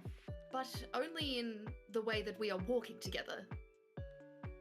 It is Okay. transpiring at the same time, but Yes. yeah. Fun. She was a bit thrown off by what trains were, and I've been helping out a little bit. And she Yeah, there's apparently has big muscles, so that's pretty cool. Oh, thank you. But yeah, trains can be scary. I didn't know that there were specific crossings. I nearly got hit. Yes, I will be refusing to cross any of the tracks. I have for to fear of- pause here because I have to point out that how insane that actually is. These are elevated trains. You should not be on That's the the tracks. best part. That's the best part. The crossings are walking under them. So yeah, Saoirse has definitely just like ended up on the tracks somehow and like, a train crossing. I was following a balloon. Yeah. How? Amazing. Sorry. I just have to interject with relevant lore, you know. I did actually forget that they were raised, but I'm going with it. No, yeah, it's great. Quick editor's note. A thing you would know. That's batshit. Moving on. But it works. That's the great thing, is that it works works, so yeah. well for your character. Yeah, I think knowing what Little Ruin knows of Saoirse, it's just 100%. Yeah, that would be what a thing she does. Yeah. I will be staying far away from the tracks. That's a good idea. I will be too now. Yes. Pray tell, have you stayed at the Barge Right Inn before? I have not, but that's actually where I am staying. Us. Well then, shall we proceed then? I gesture to Yes. the Barge Right Inn. I'm gonna The hook my arm light through- leaving Ruin's eyes. I'm gonna hook my arm through Ruin's other arm. We're off to see the wizard. I feel like when I started walking, and then like the line is like slowly angled as Ruins just like stay there, and Oh Teddy will like turn around and she's just like, pray make haste. She pulls you along. Right. Yep. I'm getting images of like Aerith and Tifa like grabbing onto Cloud's arms during the haunted train Yes. wreckage. A very This is my life reluctant now. soldier boy just being dragged in between. This is my life now. You. It's a good life. The Soldier Boy reference. Is What? Fiona also headed to the barge right? I think, yeah, she after that whole bit of the duel, and I think the whole time she just grabs her journal and she's starting to write and configure theories of how to make better toys that are more effective wands to use for children. Yeah, so I want these children to have real magic. Yeah, real magic. if this works for you, like the barge ride is probably pretty quiet right now. So if that would be like a reason that Fiona would be headed there, like to go write some stuff down, kind of get out of the crowd for a minute. Oh, absolutely. Like everyone is outside, so the inn itself is like pretty quiet. Cool. Yeah, she would have picked some like quiet corner. I feel like this is one of those things where it's for volunteer hours at the college. So it's to kind of get like extra perks or extra brownie points, and it's the one thing, the one social event she has to do every year that she has to suck it up and go. So I feel like she would have checked in already, or, you know, done that and then sat in the corner with all of her stuff, just starting to do some diligent note-taking Cool. with her Yeah, rainbow so threads. I think Fiona probably was there as you all walk in together. We're off to see the wizarding. Inside, the Barge Ride Inn is a 2-story bar. It rises above the rest of the buildings in this area, which are pretty low to the ground. The first level holds a tavern with a few tables and chairs. They are not currently open, like they're not like allowing people in from the festival. They are, keeping things as 'cause quiet as it's they like can. noon. Yeah. And a fireplace sits in the back. Whether or not it's lit, I guess it's the middle of summer, so it's probably not lit in the middle of the day. But there's a fireplace in the back, giving a nice little homey vibe to the area. And an orcish bard plays the hurdy-gurdy in the back and sings a low sea shanty. You do the hurdy-gurdy and you turn. Okay.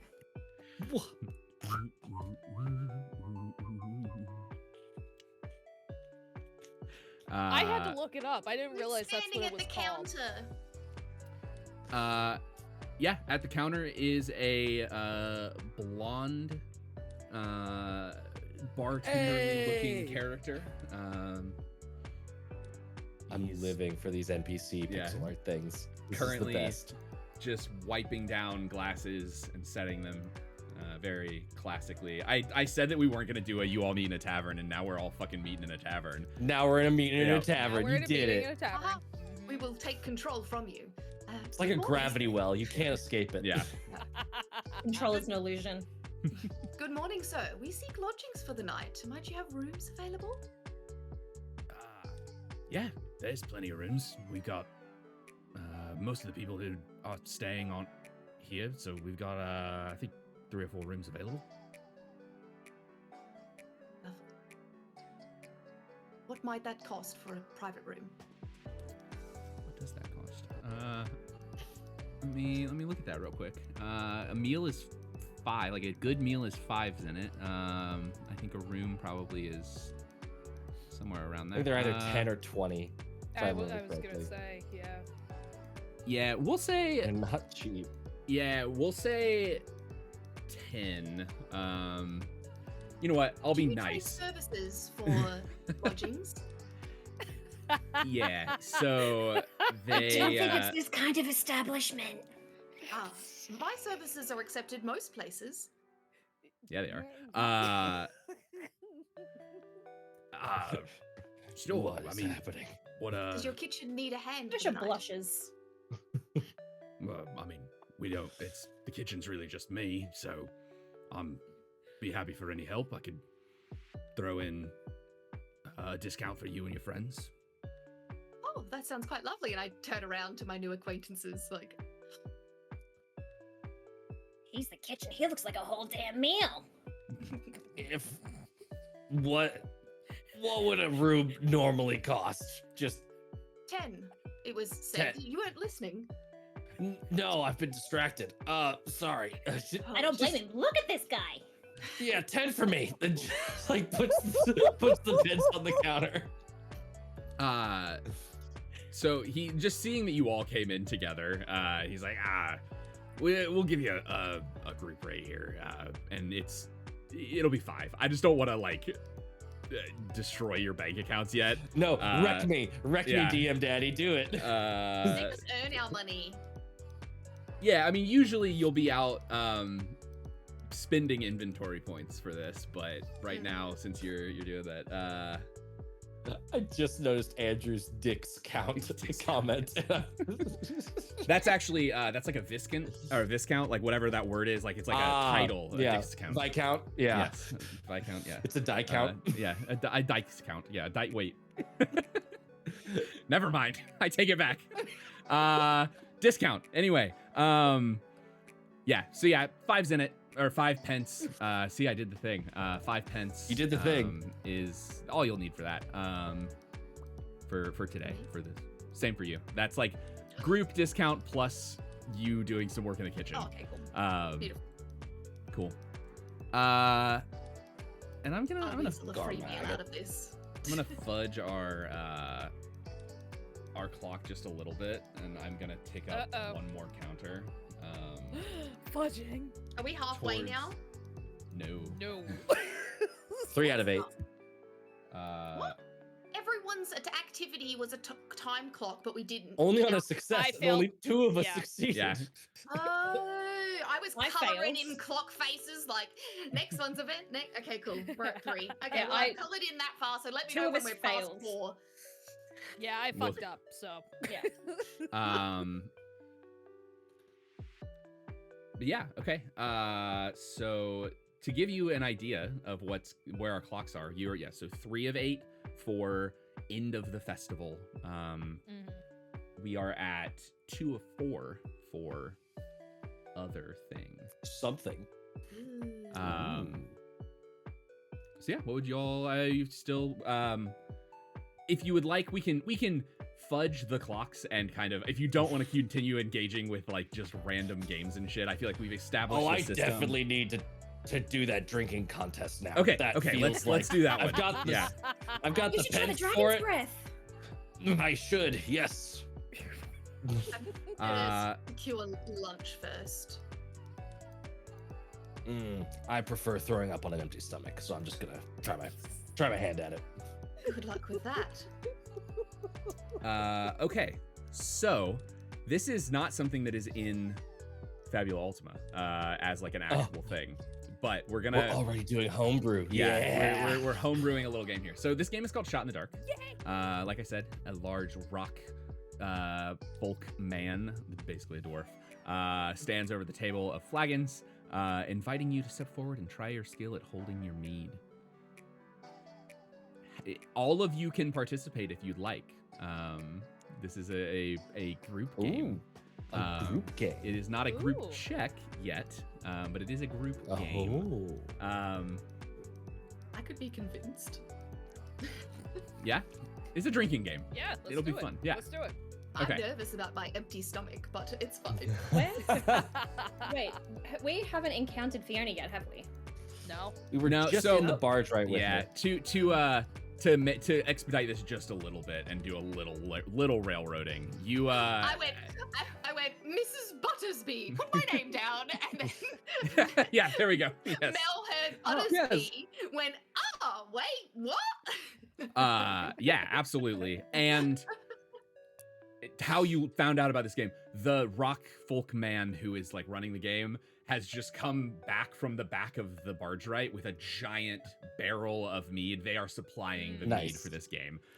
So he sees you and he's like, "Oh, would you like to play a game? Do you want to play a game?" Every time we're gonna laugh, even though it's completely a reasonable thing to say. He does. I'm not quite sure, sir. He wants to play. I will absolutely take a drink via gameplay. Yes. They're free. All right. Are we all in it together? Oh, that's Holy shit. Yes, I will take a drink. Yeah, I'll play. Yes. All right. Let's do it. So, is everyone playing? This is gonna be fun. Yeah. Cool. All right. So, before you, a table of flagons of mead. The number have been poured. The way that this game works is we are going to take whatever your might die size is. So, Well, I'm fucked. what size is everyone's might die? D6. D8. Okay. D10. Oh. So 10, 2 8s, and a 6. That is your total HP, we're gonna call it. That is your hit points for this thing. You are going to, for every drink that you drink, roll a d4. And that is going to be subtracted from your might die. Okay. Not permanently or anything, like that's not like your die isn't going down. This is just like your total pool of constitution that you are betting against.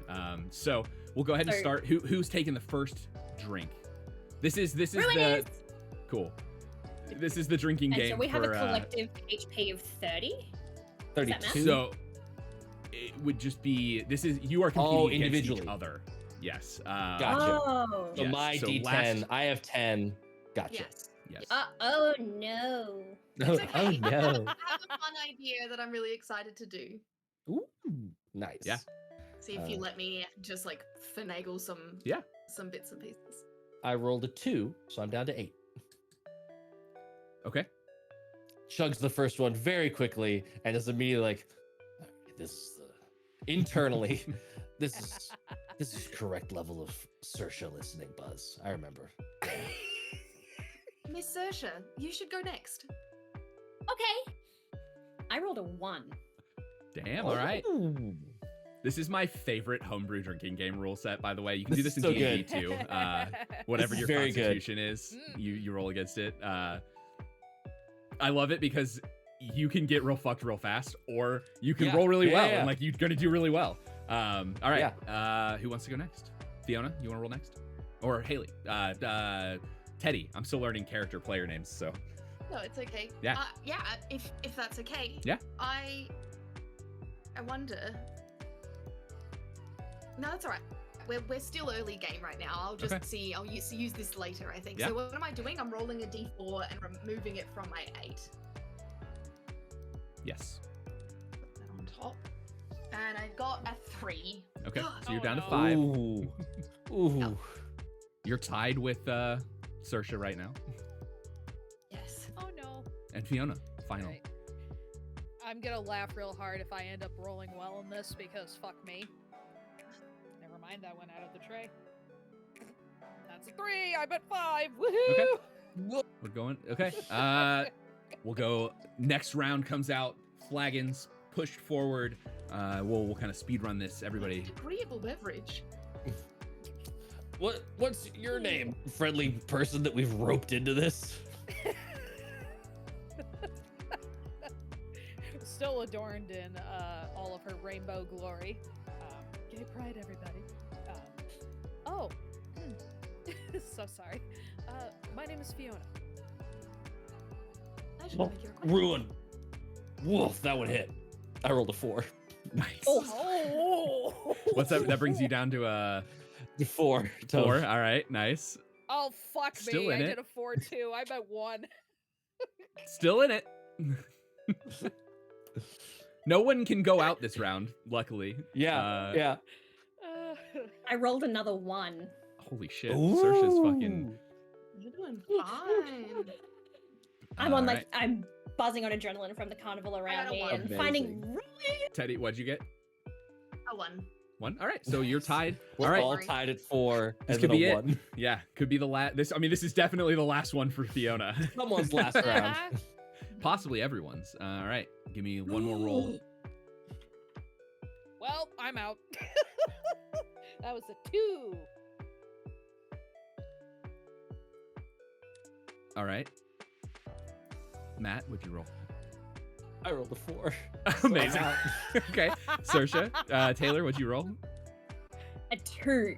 Incredible. Nice. And Haley. I also rolled a 2, but what I would like to do is, as I drank my drink, I would like to turn to Miss Saoirse and I say, baby, drink deep and live long. And I would like to use my encourage on her by healing her 5 hit points and increasing her die size to a D8.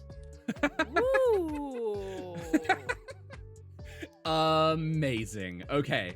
Yeah. If that's okay yeah. with you. Yeah. I know it doesn't quite work in this, but like, It's yeah. fine with I mean, I'm me. losing- Yeah. Cool. Yeah. Okay. So Taylor, go ahead and roll a D8 now. You feel so inspired, so encouraged right now. 5. 5. Okay. So, final round. Everyone but Teddy is hammered. These ales, whatever they are strong. And Wait, sorry, I thought the 5 was like an additional, like, gets me no, back up. no, other way around. Nope. I think that was what you were saying, right, Oh. Haley? Is that like whatever she rolled, like that wasn't like. No, she's healing. No, I'm So- healing Heal her. me. So she, Oh, you wanted it to be better? I'm Okay. healing, so Oh, okay. I want her to be like, as in, I want this to feel like this is just a passive thing that Teddy Okay. does not know that she does sometimes, Rad. where she will compliment and encourage somebody, and these Nice. things happen. Okay. Um, Okay. So she's better so off. So she's going Love back that. up. Okay. She's Okay. better off for it. So Got like, it. yeah. Rad. Okay. So Fiona and Ruan, inexplicably Ruan, you do Trashed. not know what is happening here, but you are Yeah. hammered.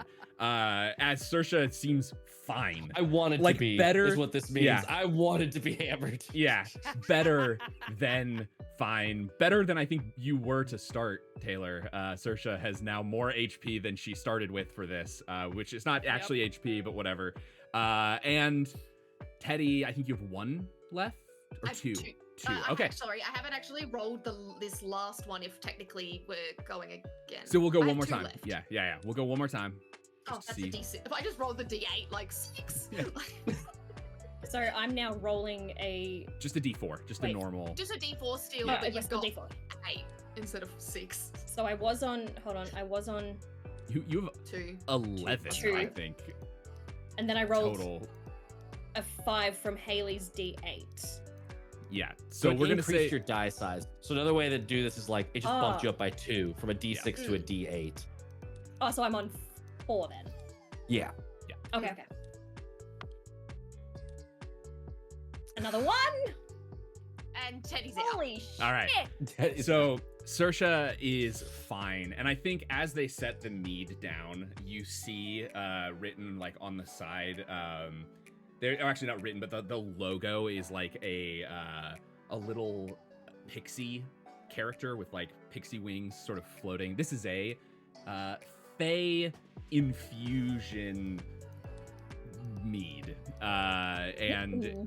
what you find with that is you are all absolutely hammered for about 10 minutes, and then it magically just sort of wears off.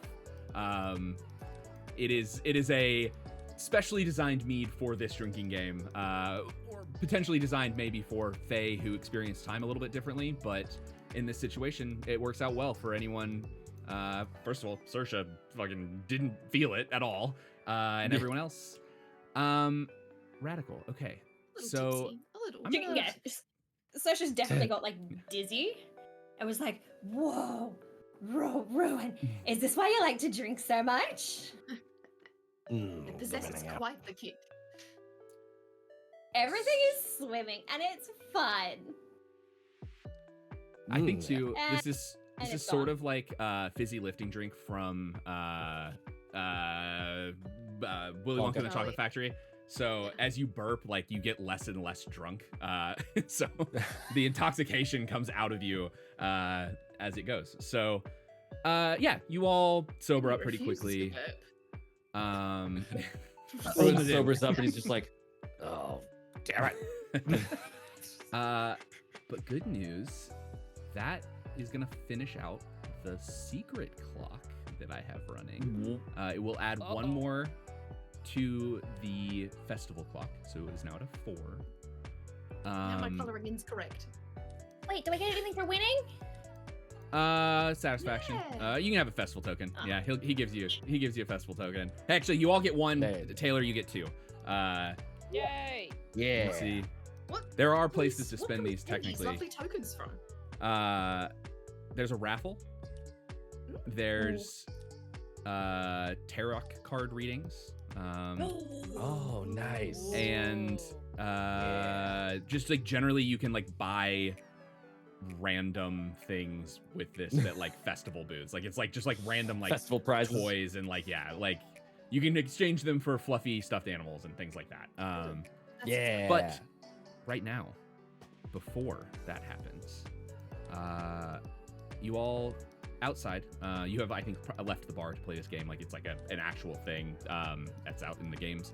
The sky goes dark.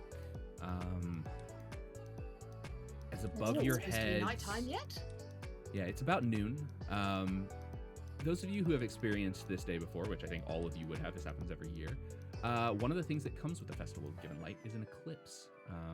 All 3 of the moons, I'm sorry, not all 3 of the moons, one of the moons aligns and blots out the sun for a few minutes. And the reason that it is the Festival of Given Light is above your heads, bright green and blue begin to glow. Slowly, tendrils of light dance around above your heads, twisting and writhing about. These sort of beautiful display of the light that was given. It is theoretically strands. The story is this is strands of the song made real. One day a year, these sort of aurora borealis of lights appears in the skies around Caerwyn as a reminder of the gift that was given in the song by the giver. However, this year, something a little weird happens. Everyone sort of stands in awe of this eclipse as things are happening. I do thank you, Andrew, actually, for reminding me. I do need to. We're gonna go ahead and do. Choral boss music starts. We're gonna go ahead and toss in.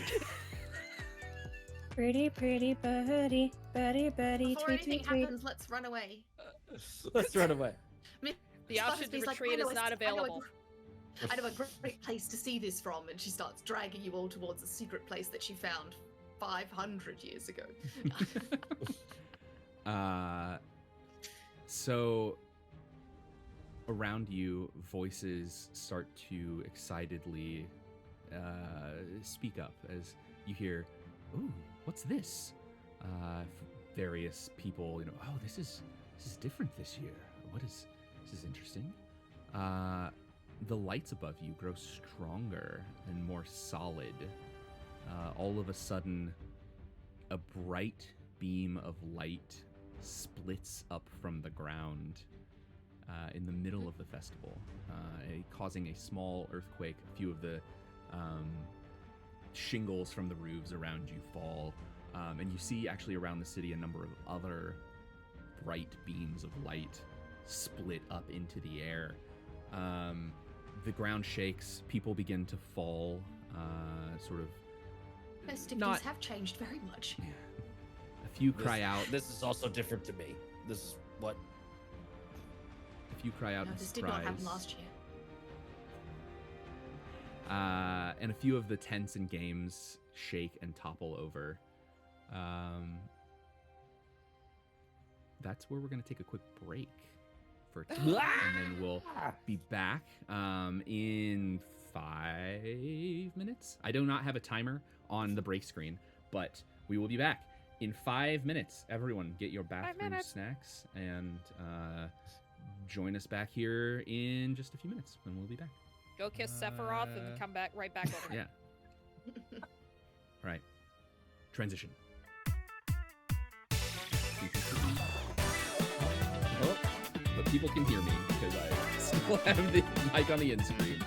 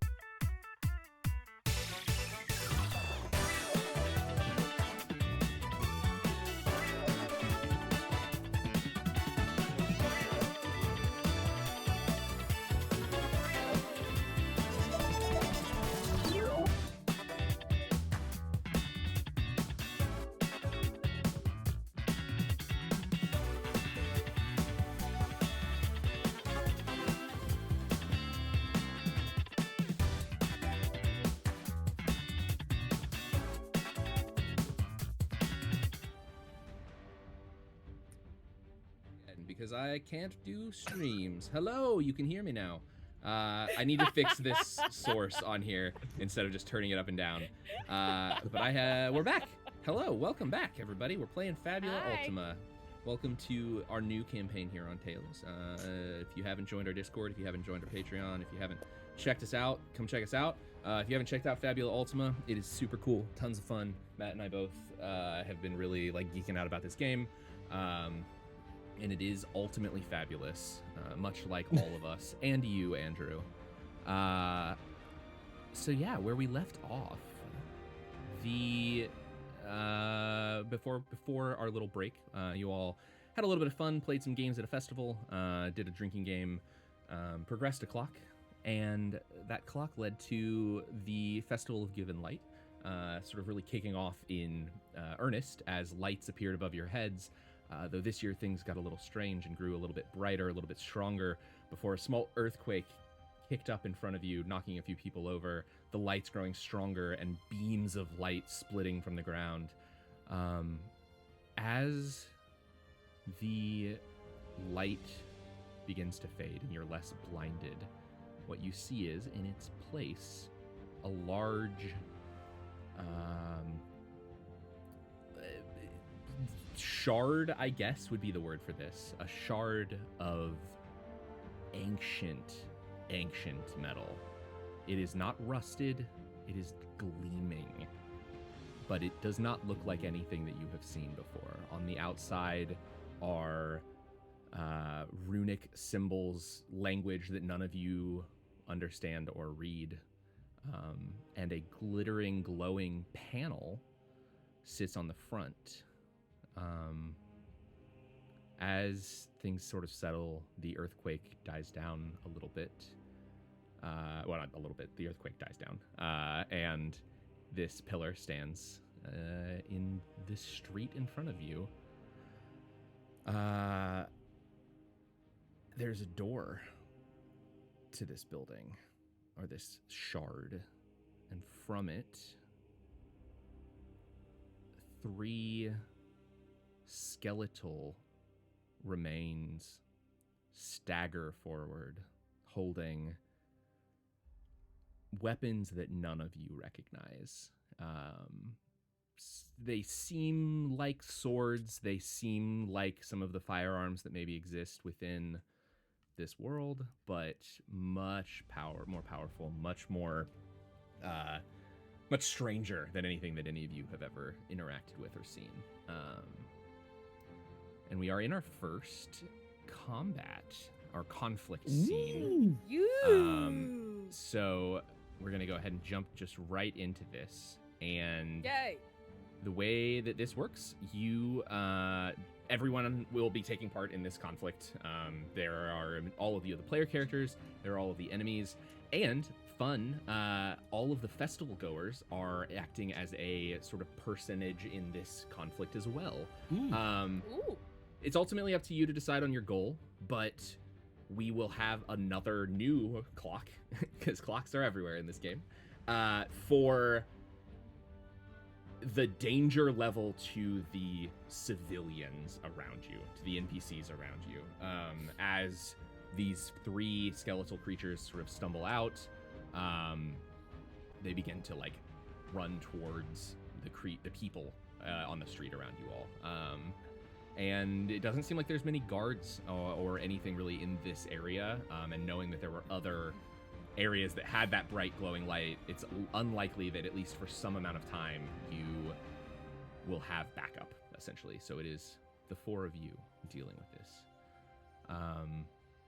So we will roll a group initiative check. I guess really the next thing is the goals of each participant. So if you all want to have a different goal, you can, but the goals of the creatures is sort of just chaos. They don't seem to be directed necessarily. They seem, as much as a skeleton can seem confused, they seem somewhat confused. They seem somewhat uncertain as to what they're here for. And in the fact that they are skeletal soldiers, that is, they're attacking things now. That's like why they're doing this. So if any of you have a different goal other than get the people out of here, get people safe, we will have 2 4-tier clocks for this.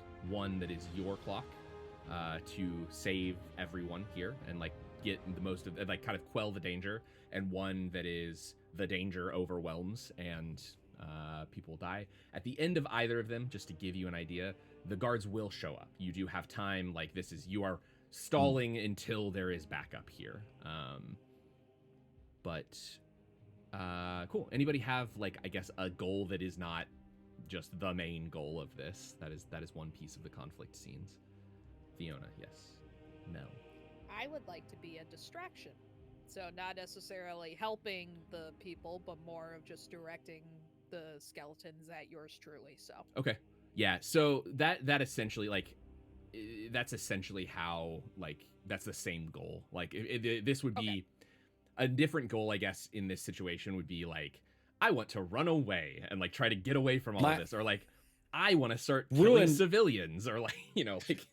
Ruin wouldn't want to do this. I thought you were going to do this because you're the nerdy character. Ruin wouldn't want to do this, but, like, what the fuck is that tower? Like, what are the runes? Like, investigating, like, figuring out something could be a goal. Yes. The goal is like, I want to leave this scene having accomplished X. The how you accomplish it is what happens from turn to turn. Okay. I'll do that then. I'll be... I don't want to be completely out...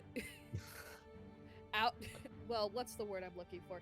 I don't want to be completely oblivious to the danger, but I think Fiona's like more of a magpie. I'm like, ooh, what's that? So she'll like destroy skeletons out of the way to get towards the tower. So completing 2 tasks in 1 turn. Cool. I think that'll be it though. All right. Thanks for the clarification, Matt. Yeah. So if Ruin's just protecting people. If we're good, general goals, if there's anything else, like this can change a little bit too as we go. If you do have things that come up. We now do a group initiative check, or an initiative group check is what this is called. So this will be our first group check. The difficulty of this is a 6. So all of you will roll. We have minuses and stuff, don't we? Mm-hmm. Yeah. So one of us is the leader. Yes. So and then everyone else will roll to potentially assist with that leader. And so which one of us is like leading the charge in terms of how we react to this? Probably you. because Damn. you are No, Soldier no, Boy. I was gonna say I immediately pull the giant pan off the back of off my back, and like I'm holding onto it now, and I've got a butcher's knife, and I'm just like, get the people to safety. Good heavens, this is most improper. Couldn't agree more. So I'd say I feel like Miss Buttersby is leading us. So we get to roll against, I think it's DL10 for the assist rolls. Yes, yeah. Fixed difficulty level of 10 for you. So, and each time that we succeed, we add a +1 to Miss Butterby's roll, plus any extra for our highest bond with Miss Butterby. So I don't have one with Miss Butterby, but I know Fiona does. Yep. So you be able to, if you succeed yours, you'll be able to add +2 to her Ooh, check. okay. And then Haley, you basically take all of the bonuses we give you, you roll again versus that DL6. And if you succeed, then we get to go first, and you get to pick who goes, and it Cool. alternates This turns. is just initiative. I love this. This is just initiative, yeah. This is because everything in this game is just a check. And so this is just a group check that happens to be initiative. So this is dexterity plus insight is what you'll be rolling. And then minus your initiative modifiers, which I have a -3 because of my armor. Flat-footed. I have a -1. What am I rolling? Dexterity and insight. I'm laughing because I rolled maximum on both of my dice. So Damn. I got an 11 after the -3. So you get a Nice. +1 from me. Nice. Hang on. Dex and insight. Oh, I rolled a 10 and a 1. So that's an 11. 11. So you get a 1 Oh from my me. god, I Fun. actually rolled well. Oh wait, no, you get a 10 so that you get nothing from me because I have a -1. Oh, okay. So Uh, just a So 10. sorry, I got a 10. Well, beats it, beats it. It still beats Yeah, beats it. that, so yeah, you beat a 10. You just needed a 10 or higher. 10 to- or higher. Oh, okay, yep. So with my modifier, I got a 10. Cool. Yes. +2. I actually rolled well. 13. Nice. Nice. So +4. So plus Plus Yeah. 4 total. Yes. Which What does it mean I'm base- doing? I don't understand. I'm so sorry. you are also rolling initiative. Same Oh. check that they all just rolled. You just get a +4 to it. You can't fail this, I don't think, because the initiative of these things is a 6. So the lowest you can roll is a 2. It's a 6, yeah. And 4. so Unless she +4. fumbles. Unless you fumble, yeah. I'll roll it just in case. I got a 1 and a 6. So Okay. 7 Nice. plus 4. So yeah, you all will go first. And the way that this works, you get to basically handle this however you would want, popcorn initiative within your group style. So the conflict is handled as a series of consecutive rounds. During each round, the player character's side and the enemy side alternate taking turns, starting with one participant from a side who has the initiative. So anyone in your group can go first. You all succeeded this initiative. Each turn is a single action. You can't pass a turn. And basically, if one side outnumbers the other, keep alternating turns as long as possible, then let the side with the numerical advantage take the remaining turns towards the end of the round. So one of you will go, one of the enemies will go, one of you will go, one of the enemies will go. Back and forth. There are 4 of you. There are 3 enemies right now.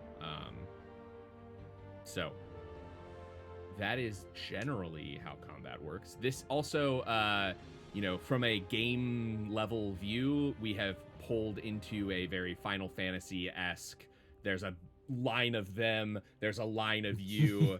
They essentially have an action that is like, attack the people around you. And so you are generally trying to prevent them from doing that by guarding the people, distracting them, whatever you want to do. Like, you have different actions that you can take. Real quick, the way that distance works in this game, unless they have a thing that keeps you from hitting them, you can hit them. It is always assumed that you are essentially within range. So for example, like if one of them were flying, you couldn't hit them without a ranged attack of some kind. But none of them are flying. They are just dudes, dead dudes with shields, swords, and armor. So fairly generic attackable things. So yeah, who wants to go? Oh, that's who all. goes? Who wants to go first? Miss Buttersby, who goes first? How did everyone pile up behind me? I feel like Fiona disappeared into the crowd looking for runes. What is Miss Saoirse doing right now? Real quick question. How do actions specifically work? So the initiative, we've got like 1 to 1 to 1 to 1. That's fine. But like how many actions and whatnot do One we action have? per turn. And then once all of the turns are taken, the round will go. Like it'll be the end of the round. And it does not have to maintain the same like order. So like whoever goes first now doesn't have to go first this round. Yeah. It is essentially I'm what just we've kind done. of assessing as to like, do you look ready? Tell me yes or no. Yes. Yeah, she has drawn her crossbow. Given that it's ranged, I'll take a Nice. step back. Yeah. Or Then just I'll get into pop a onto better position. However, I don't fire it. Instead, I would like to spend 10 magic points to cast Stop on the skeleton, one of the skeletons that is the closest to people. Nice. Okay. And what does that do? So, it's instantaneous. I trap a foe inside a bubble of altered time and space. The target will perform 1 fewer actions on their next turn to a minimum of no actions. Okay.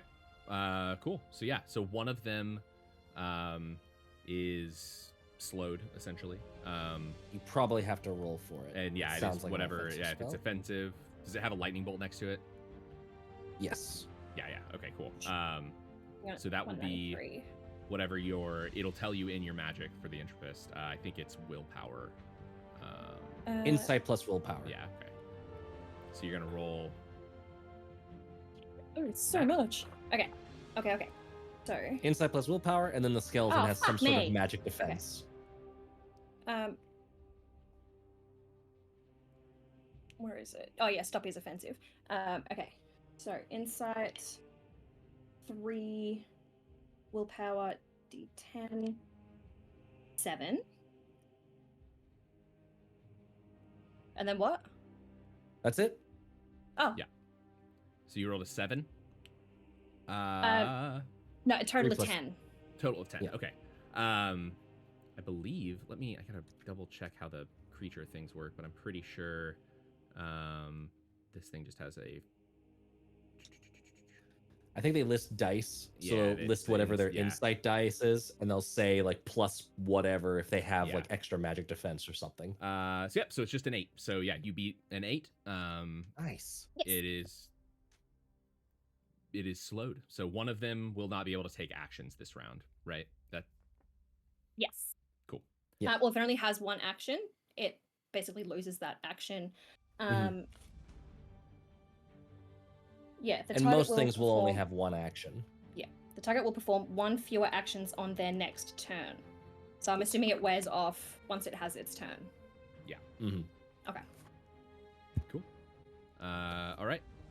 Well, we'll just we'll make it easy, and we'll just say that that's the one that goes next, and it doesn't do anything. So now one of you gets to go. Yeah, you see it like slow mo running towards a person with a sword raised, but nothing's happening. Who are you Cool. popcorning to?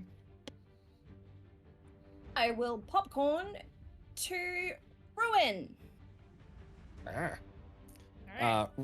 Ruin has reached to the like walking stick that's on his back and pulled that out. But seeing that they are, would I already know the thing that I should know about skeletons, undead, and like what I like to do, or should I roll a study for that? Yeah, I'll say generically yes. You would know you've fought undead before. There's nothing about these other than the weirdness of their armor and their like weapons. Gotcha. There's nothing about these things that like make you think they're any different than like normal undead. But they do look undead. Yeah. Okay. No. Not my best matchup. I'll go! Everybody leave now! Go! And I'll just try and like push a bunch of people out and like shoo them away from the area. So I will do the objective action to interact with that clock. Yeah, perfect. Cool. So yeah, as you I guess is we'll say this is up to you. Do you want this to be like a might check or a willpower? I was thinking check? willpower might Okay. of like telling people like, hey, yo, get out of here. That's kind of willpowery. But then also might of like, no, get out. And like just like bodily shoving somebody out of their way. Yeah. Might willpower. A 10. Yeah, I think that this is a fairly easy, they're scared. You are, I think, that this works out well. So I guess also I was supposed to say this. The clock gets like a level. This is I think I said a 4-section clock. So this is a minor goal clock that you are working towards, which in this situation gives you some minor or temporary advantage. Since this is like a pretty small, our first combat kind of thing, like this just will end the conflict essentially. If you fill this clock, like your temporary minor advantage is like it's over, which is technically resolutive in its like objective, but we're not going to use all the rules right away. Cool. So you managed to sort of like just heel haul a couple people and the rest push them out of the way. So that is 1 tick towards completion of this clock. We are at 1 of 4. Do we know what the DL for the clock is? Yes. Hold on. I can tell you.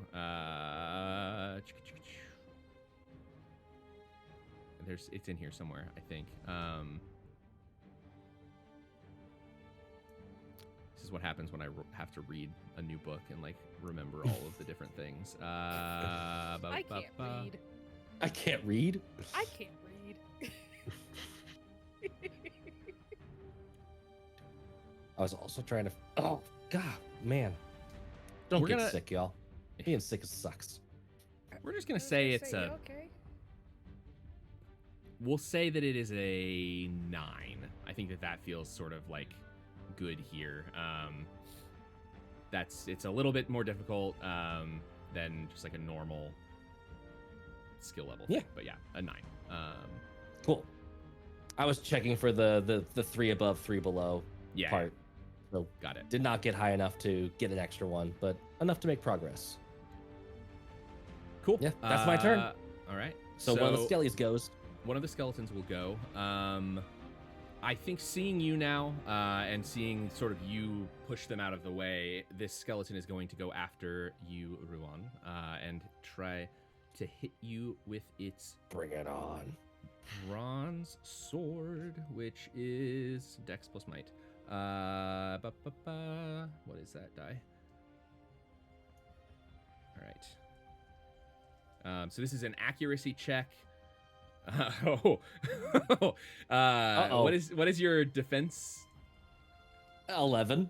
11. Okay. I got good armor. Yeah.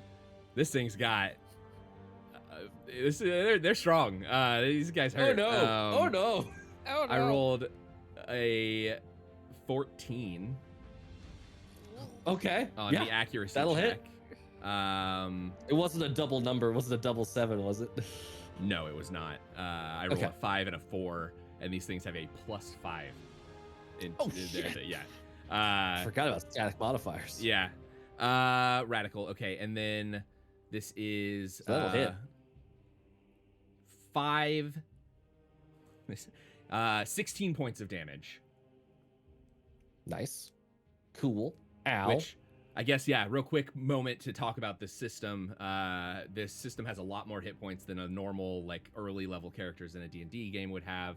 You guys are level 5.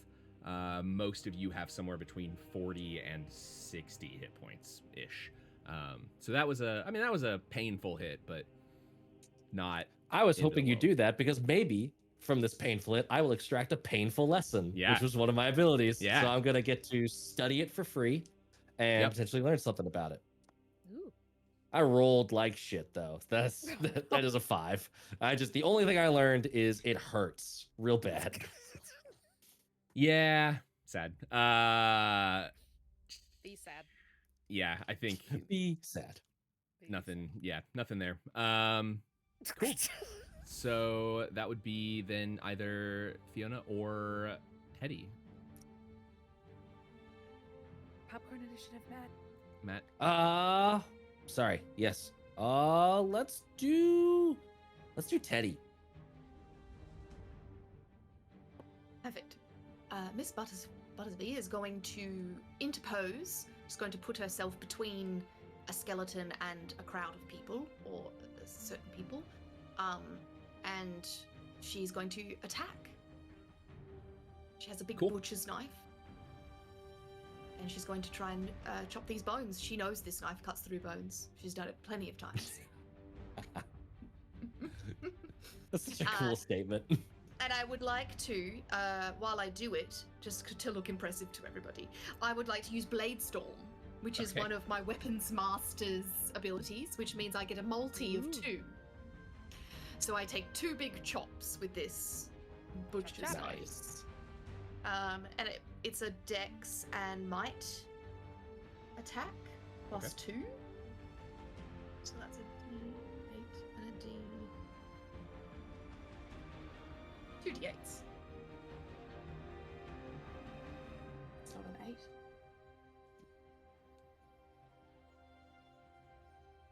Okay, there we go. Might and dex. Oh, fuck yes. 8, 9, 10, 15, 16, 17 for the first attack. That hits. I almost got 2 8s. I got an 8 and 7. You just roll once and apply it to all of the targets for multi. Yes, multi just is. Oh! Yeah. Because I'm doing it in like one swift motion sort of deal. It's one swift motion. So like if one of them had a defense of like 15 and the other one had 17, you'd hit the one and miss the other. But yeah, the nice part is you get to keep the high roll and apply it. Yeah. Like as in if there was 2 foes, I could go after both of them with multi? Or is it just one? Yes. Yes. Yeah. Cool. All right, so then hit what's 2. damage? Damage is... Likely says like HR plus... Yeah, HR plus 6. So that means high roll. The way that this game does sort of like rolling your damage and accuracy checks together is whatever you rolled on your accuracy check, the higher of the 2 die is your high roll. So it's that plus whatever your modifier is. So if it says like HR plus something. 9. 14 then. Cool. So yeah, so 14 damage. Yeah, this thing takes a pretty hefty hit as you sort of like chop out a major section of part of its bone, like between some of the armor. And then you hit another one. You hit them both. They both have the same I don't hit one twice. I hit 2 separate ones. Is that how multi works? Multi lets you target up to whatever the number after it is extra or like in your enemies. So if it's 2, you hit 2 things. Beautiful. Yep. Cool. So Do a swing. Now my pen is facing one of them and my knives are facing the other. Cool. So yeah, you hit 2 of them for quite a good amount of damage. I need to see. I can't remember. Still learning. What? Okay, that's a crisis score. There's a lot of terms in this game. Yes, and I'm learning. I'm figuring them out. radical. This feels like the beginning of a JRPG where it's like, quickly, Yeah. this is your like, oh Yeah. god, I'm breathing. Have Takes a up paragraph half of of the text box. about Yeah. when you make an attack. The First fight brief opens and Harry Potter tutorial. Every 3 seconds, there's a new tooltip box that opens up to explain what you're seeing. It looks like You you're hit the trying to continue attack. button and you go, oh fuck. I wasn't done reading. I wasn't done reading. So, yes, I would like to find. I can't remember how crises work, and they're not easy to find. It just means they're in crisis. I don't know if they have an ability that interacts with crisis, okay, cool. then that Is it happens. just an ability? I didn't know if there was anything like otherwise. Okay, It's they like do not. it's like 4E's bloodied. So to say something Yeah. is in crisis means they've reached half rounded down of whatever their hit points are. So some things might interact with that, and other things just don't care about it. Okay, It's like bloodied. Yes, yeah. cool. Yeah, they are hurting. Not enough to be in crisis, and they don't do anything in crisis anyway, so it doesn't matter. They honestly they don't have a lot to do. So the next one's gonna go. And I think now for this one of the two that you attacked, so it's gonna take a swing at you. Same thing. It rolls a 9. What is your defense? Ooh, 11. 11. All right. So yeah, you come in with your knives and like taking some chunks out of 2 of them. As you turn your back to one, it swings down and like clinks off of the big pan on your back, and you are unhurt. And that brings us last but not least to Fiona. What would you like to do? Yes. So, in the midst of going towards the obelisk of doom or whatever you want to call this, I think she gets frustrated with all of the noise of all the panic because she needs utter concentration. So she'll like whip back her skirts a little bit, and you'll see a tome that's actually like got a buckle. You know how like people have like the Yes. holder thing of their phones on the side? It's just her tome at this point. I So like she'll that. like unclip it. The book I like that a holster. holster was there, like the idea of a holster. Yeah. You're like, no. It's one of those phone No. holsters. She doesn't want to carry the book all the time. Nah, that's amazing. So she'll flip it open, and like there's like this hue of like kind of the same green and blue of like all the lights and stuff from the divine song as the book, the tome, just like really thick, just old leather tome, and all the pages just start flipping. And she just wants to take care of the problem that's causing so much ruckus, which is all 3 of these skeletons. And I have a question. Well, 2 questions for technicality sort of thing. Is a tome considered an arcane weapon? Yes. Yeah. Okay. Second question. If I were to do Cataclysm, so I'll just Oh, God. describe it really quick.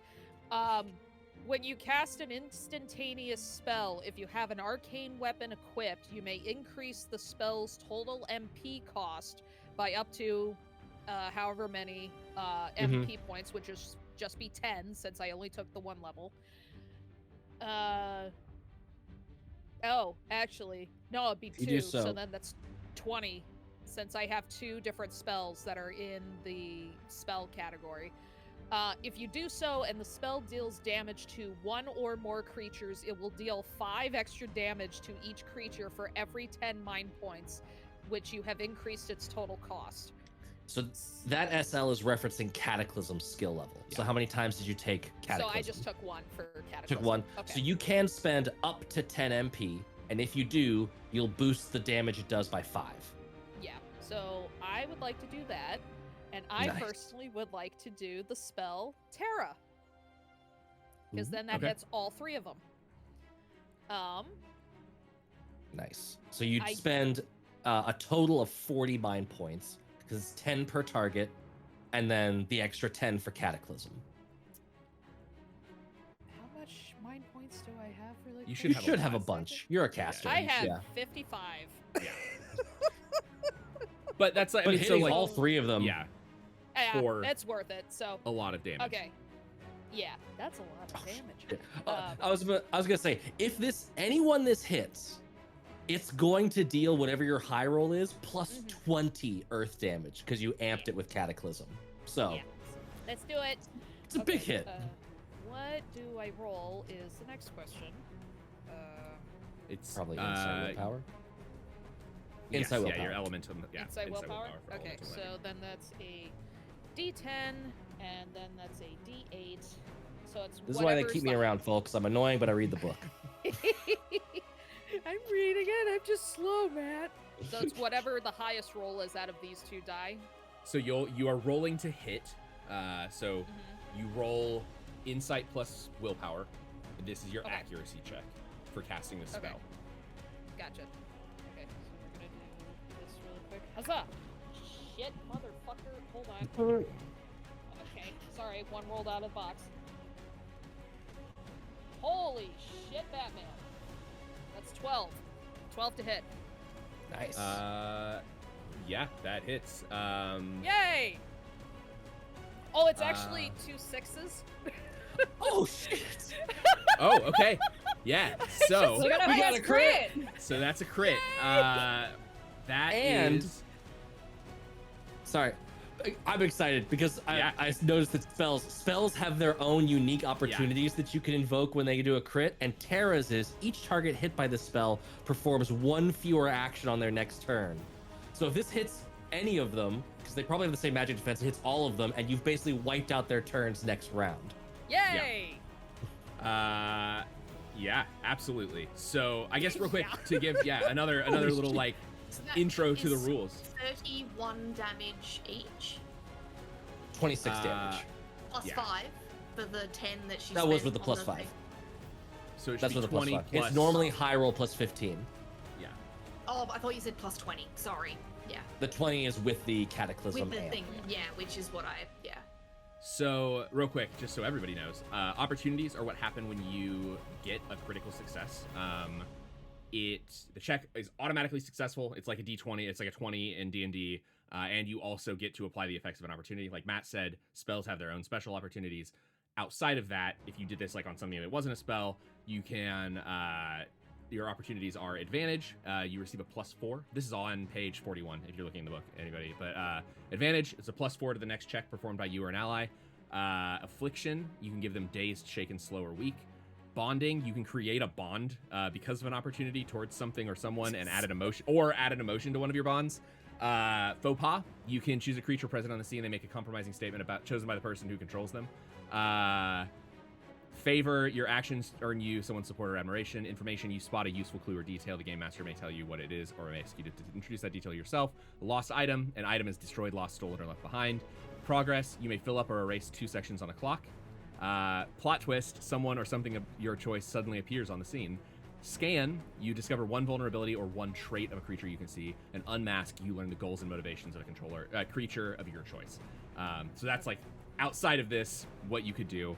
But with the spell, you have the opportunity that Matt said. You basically remove all of their actions for the next turn. Yeah. And they all take a lot of damage. What was it? 25? 26? 26. 26.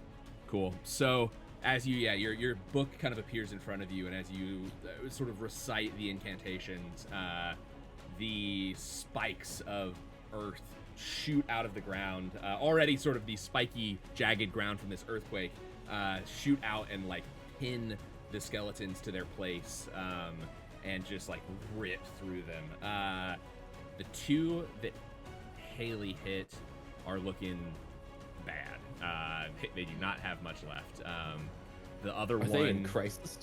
they are in crisis. The other one is not. It is almost in crisis, but they don't get anything from crisis, so it doesn't actually matter. But yeah, cool. Neato. All right, I think that is. Satisfying strike. yeah. Miss So- Fiona. All of you get to go now. They don't get a turn, Yeah. so you can decide whatever order you want to do this in. Rowan's just like, holy shit. Get away from the rocks and crap that's exploding. all of that? You don't want that.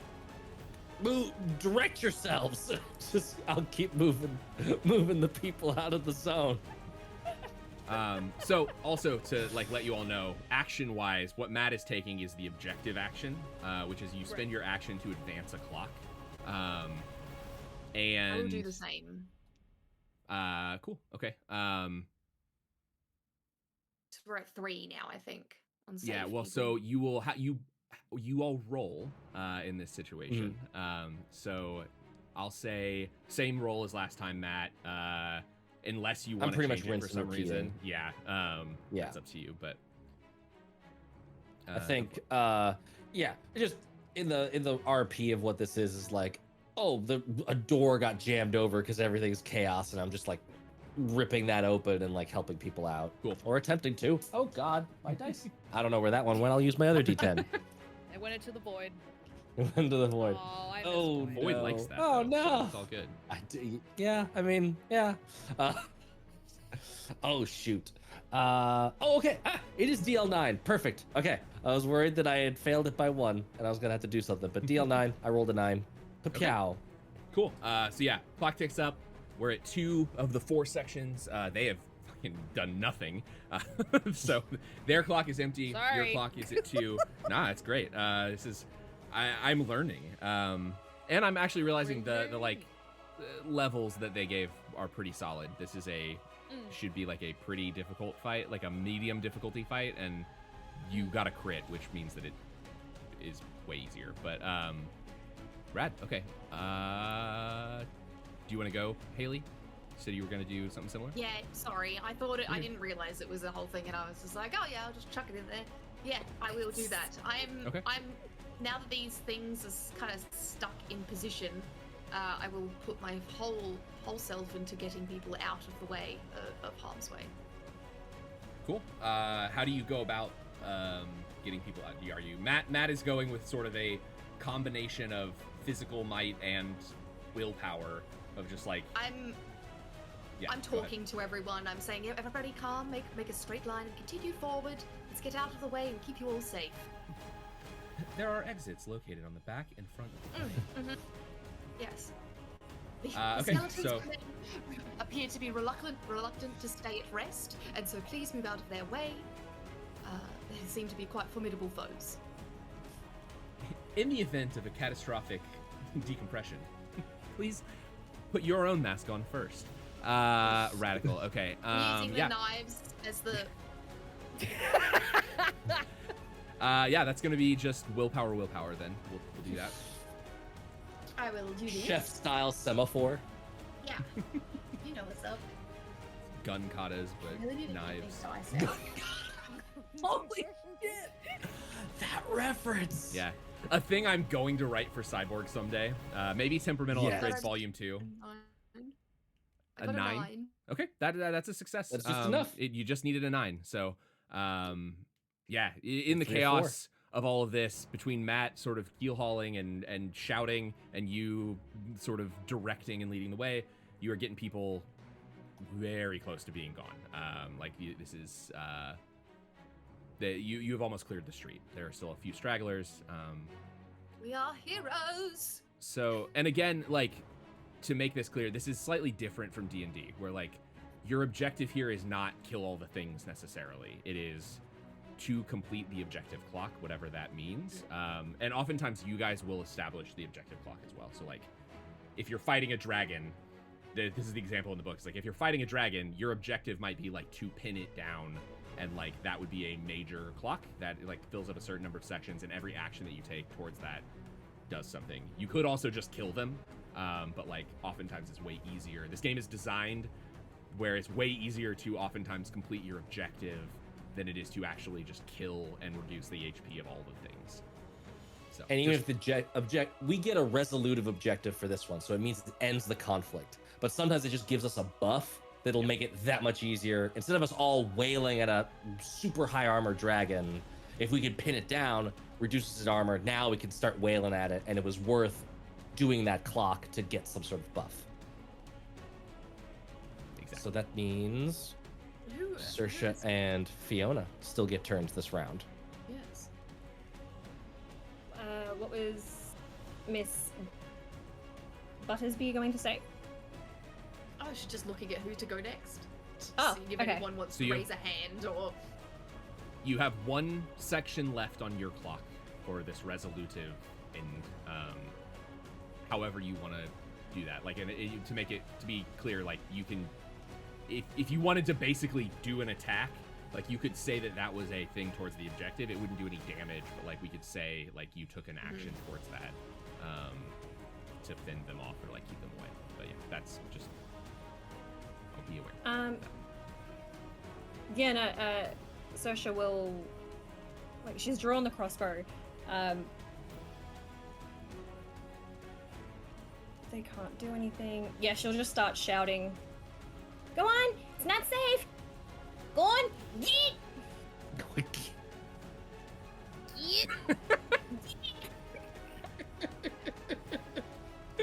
Amazing. The references we're sneaking in Yeah. this. Yeah.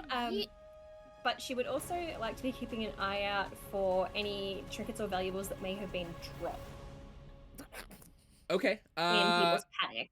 Incredible. So because this is this game, I am gonna make you choose. So you can either help advance the objective by getting people out, or you can take I guess Like I a don't even know what to, deception. like. Yeah, this is just sort of like a generic, unless you're using a skill, we're just gonna call this like a generic check in here, where you're not doing damage, you're not making an attack, you're not, so your actions just, again. Would it technically just be like a study about the location? Yeah, that's probably, yeah, we'll say that's easy enough. Yeah, we'll just call it that, and that'll give us a good, like, breakdown. Study is, like, weird because it gets you information about like a situation that's ongoing, but it kind of applies. I don't think it matters what we call it necessarily, but yeah, basically your actions are attack, equipment, guard, hinder, inventory, objective, spell, study, skill, or other. So if you're doing other, We or found other. yeah, if we're calling this a study, whatever it is, but how are you just like insight looking around, looking for this thing? Or I guess first and foremost, is this what you're doing? Are you not to again like railroad things, but this is hilarious and you should absolutely not advance the objective in light of doing something for your character. Yeah. Seems like we're doing fine. I'll pickpocket some people. This is okay. Why not? Yes. Yeah, this is what I'm doing. Yeah, rad. Okay. So like under the guise of like, get out of here, and then like I'm looking for people like, oh no, and like just in the panic bumping into each other, you know, if coin purses have fallen off people's belts or Amazing. fallen off Fallen. people's Into belts. my hands. Oh no. It fell. Whoopsies! No, I'm bummed.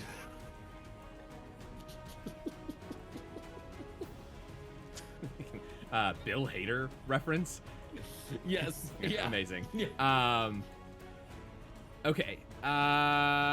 We'll call this dexterity then, since you're like actively trying to pickpocket people. Amazing. And I just need to beat what? Just roll. This is kind of an open check. This is The dice And is it- decide. yeah. HR? No. This is just a check. So it's you're adding those together. So dex plus dex. Unless you want to make the argument that like it's dex plus insight for, I don't know if it matters. I can't remember what your abilities are, but like you could say like you're like looking for stuff and pickpocketing it. But That is going to be a Just like roll, 7 like dice 13. roll. Yeah. no, because one of them was cocked, like it landed on an angle against my other dice in the Didn't like tray, that and then it one. fell Didn't out. like that one. Taylor's like, nah. Ooh, that's a 1. Nah.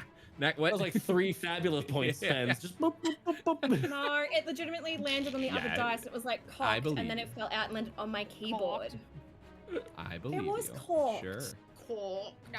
All right. What'd you roll? Poor Taylor. Now I don't remember. I think it was 13. Okay. I think it was either a 13 or a 14. I think Yeah. it was 13. Fuck yeah. You mean, yeah, that's more than enough to pickpocket a bunch of panicking people. We're gonna call this, I guess, man, how do I want to handle this? You just say 13 Zenith or Yeah, 13 pence. so I'm gonna say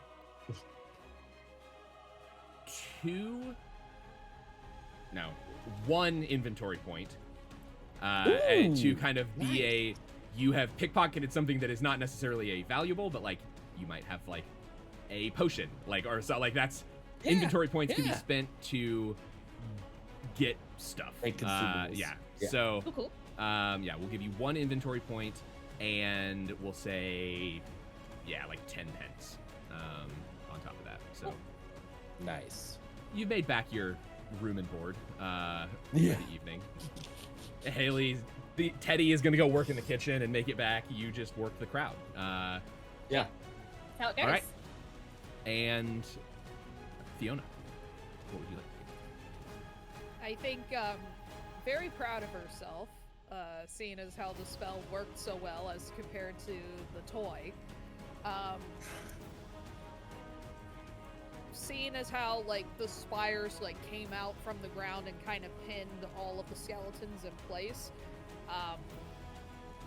She's not the best with people, but that doesn't mean she can't use her magic to encourage them to go farther away from the site. So she wants to use the spires while they're still there to like kind of like shift the earth a little more, Okay. just to encourage them to run further. So I want to try and complete the clock. Yeah. Radical. Yeah. We'll call that an insight. Go ahead and roll that for me. That is going to be 2d10s, I believe. C. Okay. That is 1. Is there another one? And I have to beat the 9, right? Yep. Okay. Yike! Oh, thank God. That's a 9. Is this 3 9s from you all? We're barely Wild. Yeah. squeaking in on that clock.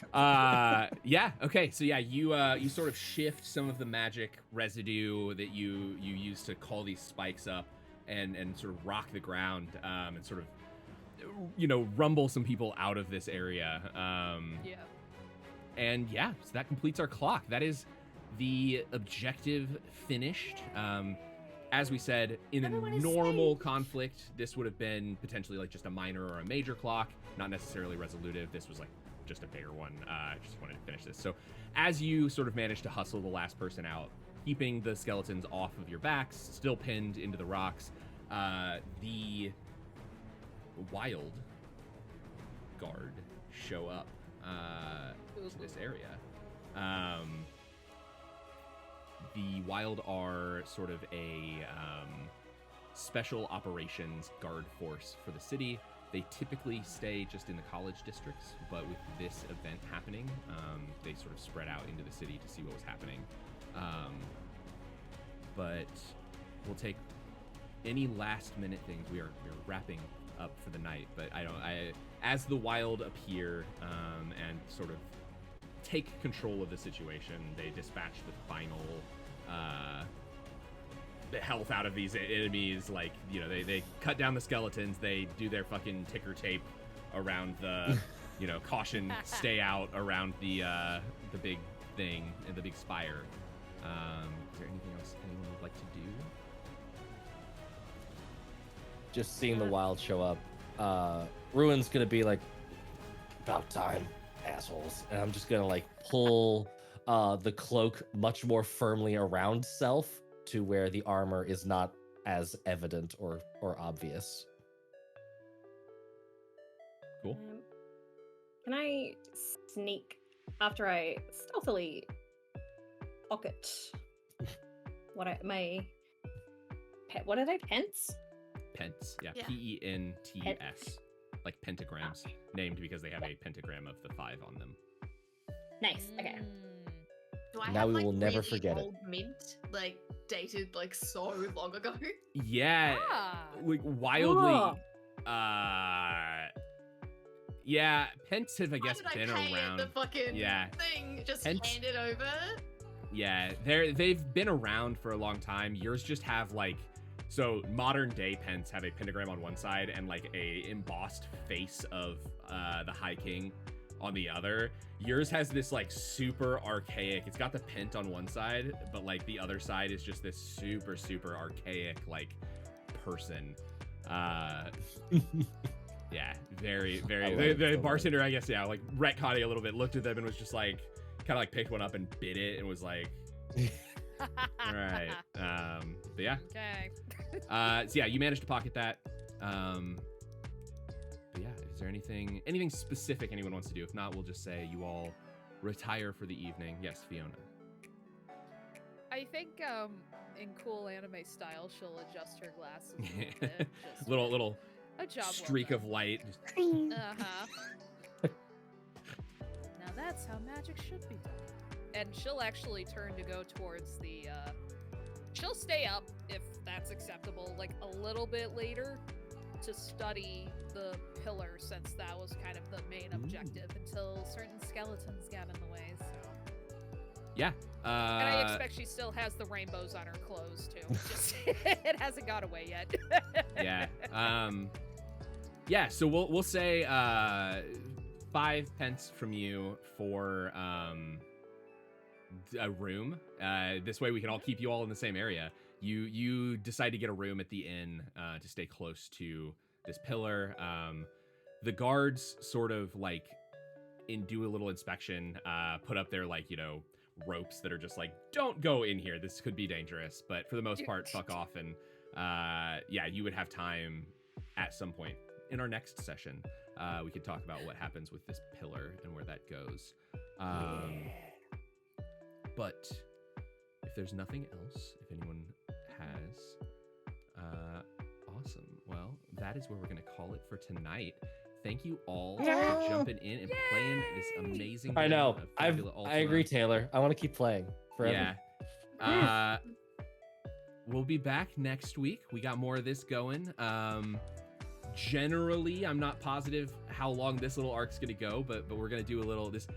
We are solidly in. If you were doing our anime arcs, we are solidly in the introducing the characters, the world, and the city that you all are in at the moment. And we will see where we end up from here. But yeah, thank you all for playing. Thanks for not being upset with me for not knowing all of the rules right away. And check back next week. We'll be back same time, same place. And until then, are you all ready for more tales? Always. Don't go Right. away, we got a raid, everybody. Yes. So stick around so we can hang out Bye-bye. to the raid. Thanks, everybody, for Bye. tuning in. Bye. See you next Woo! week. All right, we're on.